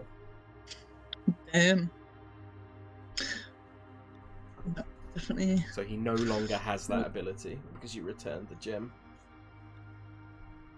Cheat. Well, that's why we never killed him, obviously. Obviously. He gonna get his ass handed to him. Yeah. Oh. Good. That was so interesting with the because it was like originally I planned it to be like a choice between you returning the gems to the Markovs and getting the information about the heart would be like the key bit of information you get for that, which is pretty damn important. And then and then also potentially returning these gems to the thing and like removing some stuff, buffs on Strahd and stuff. It was going to be like a choice between either, but I think based off what happened in the combat and half the fucking family dying, I was just like, I don't think Davion would care about the winery anymore. The green gem or the red gem? That was the red gem you just returned, but the green gem was the one at the winery buried, which I assume you are going to take or have taken. Oh shit, we didn't dig it up. That's fine. Yeah, well, you can. We're going back, aren't we? Anyway. You can do it. So I'm not gonna punish you too hard for that. We should take it, put it in Irina's head, then use it as some kind of holy hand grenade. Throw it around. Yeah. God.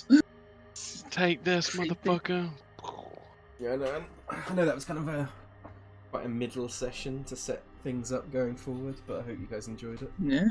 Yeah, loads of information. That's good. It was nice to have information and not finishing, but like sorting stuff to balance out the pain of Nigel being like, "What?" Yeah. Could you tell us that Irina at least like went out like a badass fighting and shit? No, he said she got bopped. She should have dodged like a load of shit, and then she got fucking. Yeah, pretty. Yeah, but you know, because she wasn't her anymore. She was just a.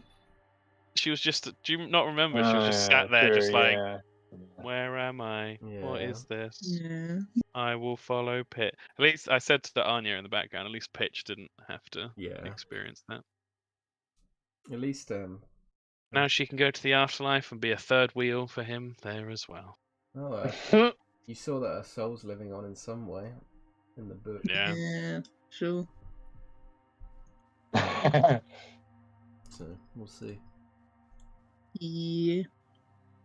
There's a lot of backstory though. Got Nigel, bit of Nigel. He's got his memories coming back. Yeah. Yeah. Handed everybody Farrah's one. That's pretty good. Yeah. I'm curious about Nigel's one though. Well, we will see. Just keep Nigel alive until, a bit later on and you might find out. I'm really fucking excited for this Amber Temple journey. I think it's going to be super fun. Yeah, me too. Yeah. I've set up some encounters of stuff that none of us have ever done in D&D before, so it should be like, ooh. Oh, interesting. Fancy. Yeah. So it should be pretty cool, I think. Right. Can't wait. I want to fight Strahd. Oops, sorry. Not long now. I think we've got about 10 sessions left-ish. I want to fight him now so I can use the sun sword. Yeah. I want it. I want the moment. I want to fucking walk into the room and be like, yeah, I want a pazjum. I was saying it to Anja earlier. I even made the sound earlier. It was great. Just like, do you want to use your lightsaber? I was like, Now you know how I felt with Mackie and Waterdeep. yeah. When Kieran gave me that, I was like, yeah. Give me the fucking lightsaber, Kieran. That's right. Oh, I need to rework. That, don't I? I forgot about that. That's fine. I don't think it'll be that hard to. It was also ages away, so Yeah. If you don't think I'm going to fucking memorize the speech at the Wrathgate from WoW, when? Yeah, do it. you need to be like, I know what I have to do, but I don't know if I have the strength to do it. Nah, that's not count. It will just be like, time to die, you son of a bitch. Yeah. Should have killed me the first time, motherfucker. And then he's like, shield. Oh fuck! Now I've got to use spell slots for it. Lol. Man, I was umming and ahhing on what oath to give to switch Cal to so hard. What have you picked now? I think I'm going with Vengeance. It feels... Yeah, it feels right. He wants to avenge, but it's also not... It's weird. Because it's a very, like, neutral, not good paladin thing. It's like what all the neutral paladins do. Yeah, you can flavour shit, though, if you want. Like, Yeah, for sure. Don't feel tied down by that. I was super tempted by Oath of the Watchers because they get fucking counterspell.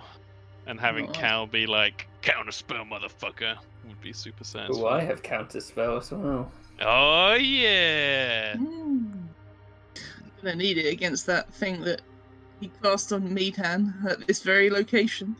Oh, yeah. Put him in the That big ball. old ball. Can you counterspell, or does that not do anything? The caster You can, yeah. can't, though. Because if they're casting a spell, unless you do it to a cantrip, Burn, yeah.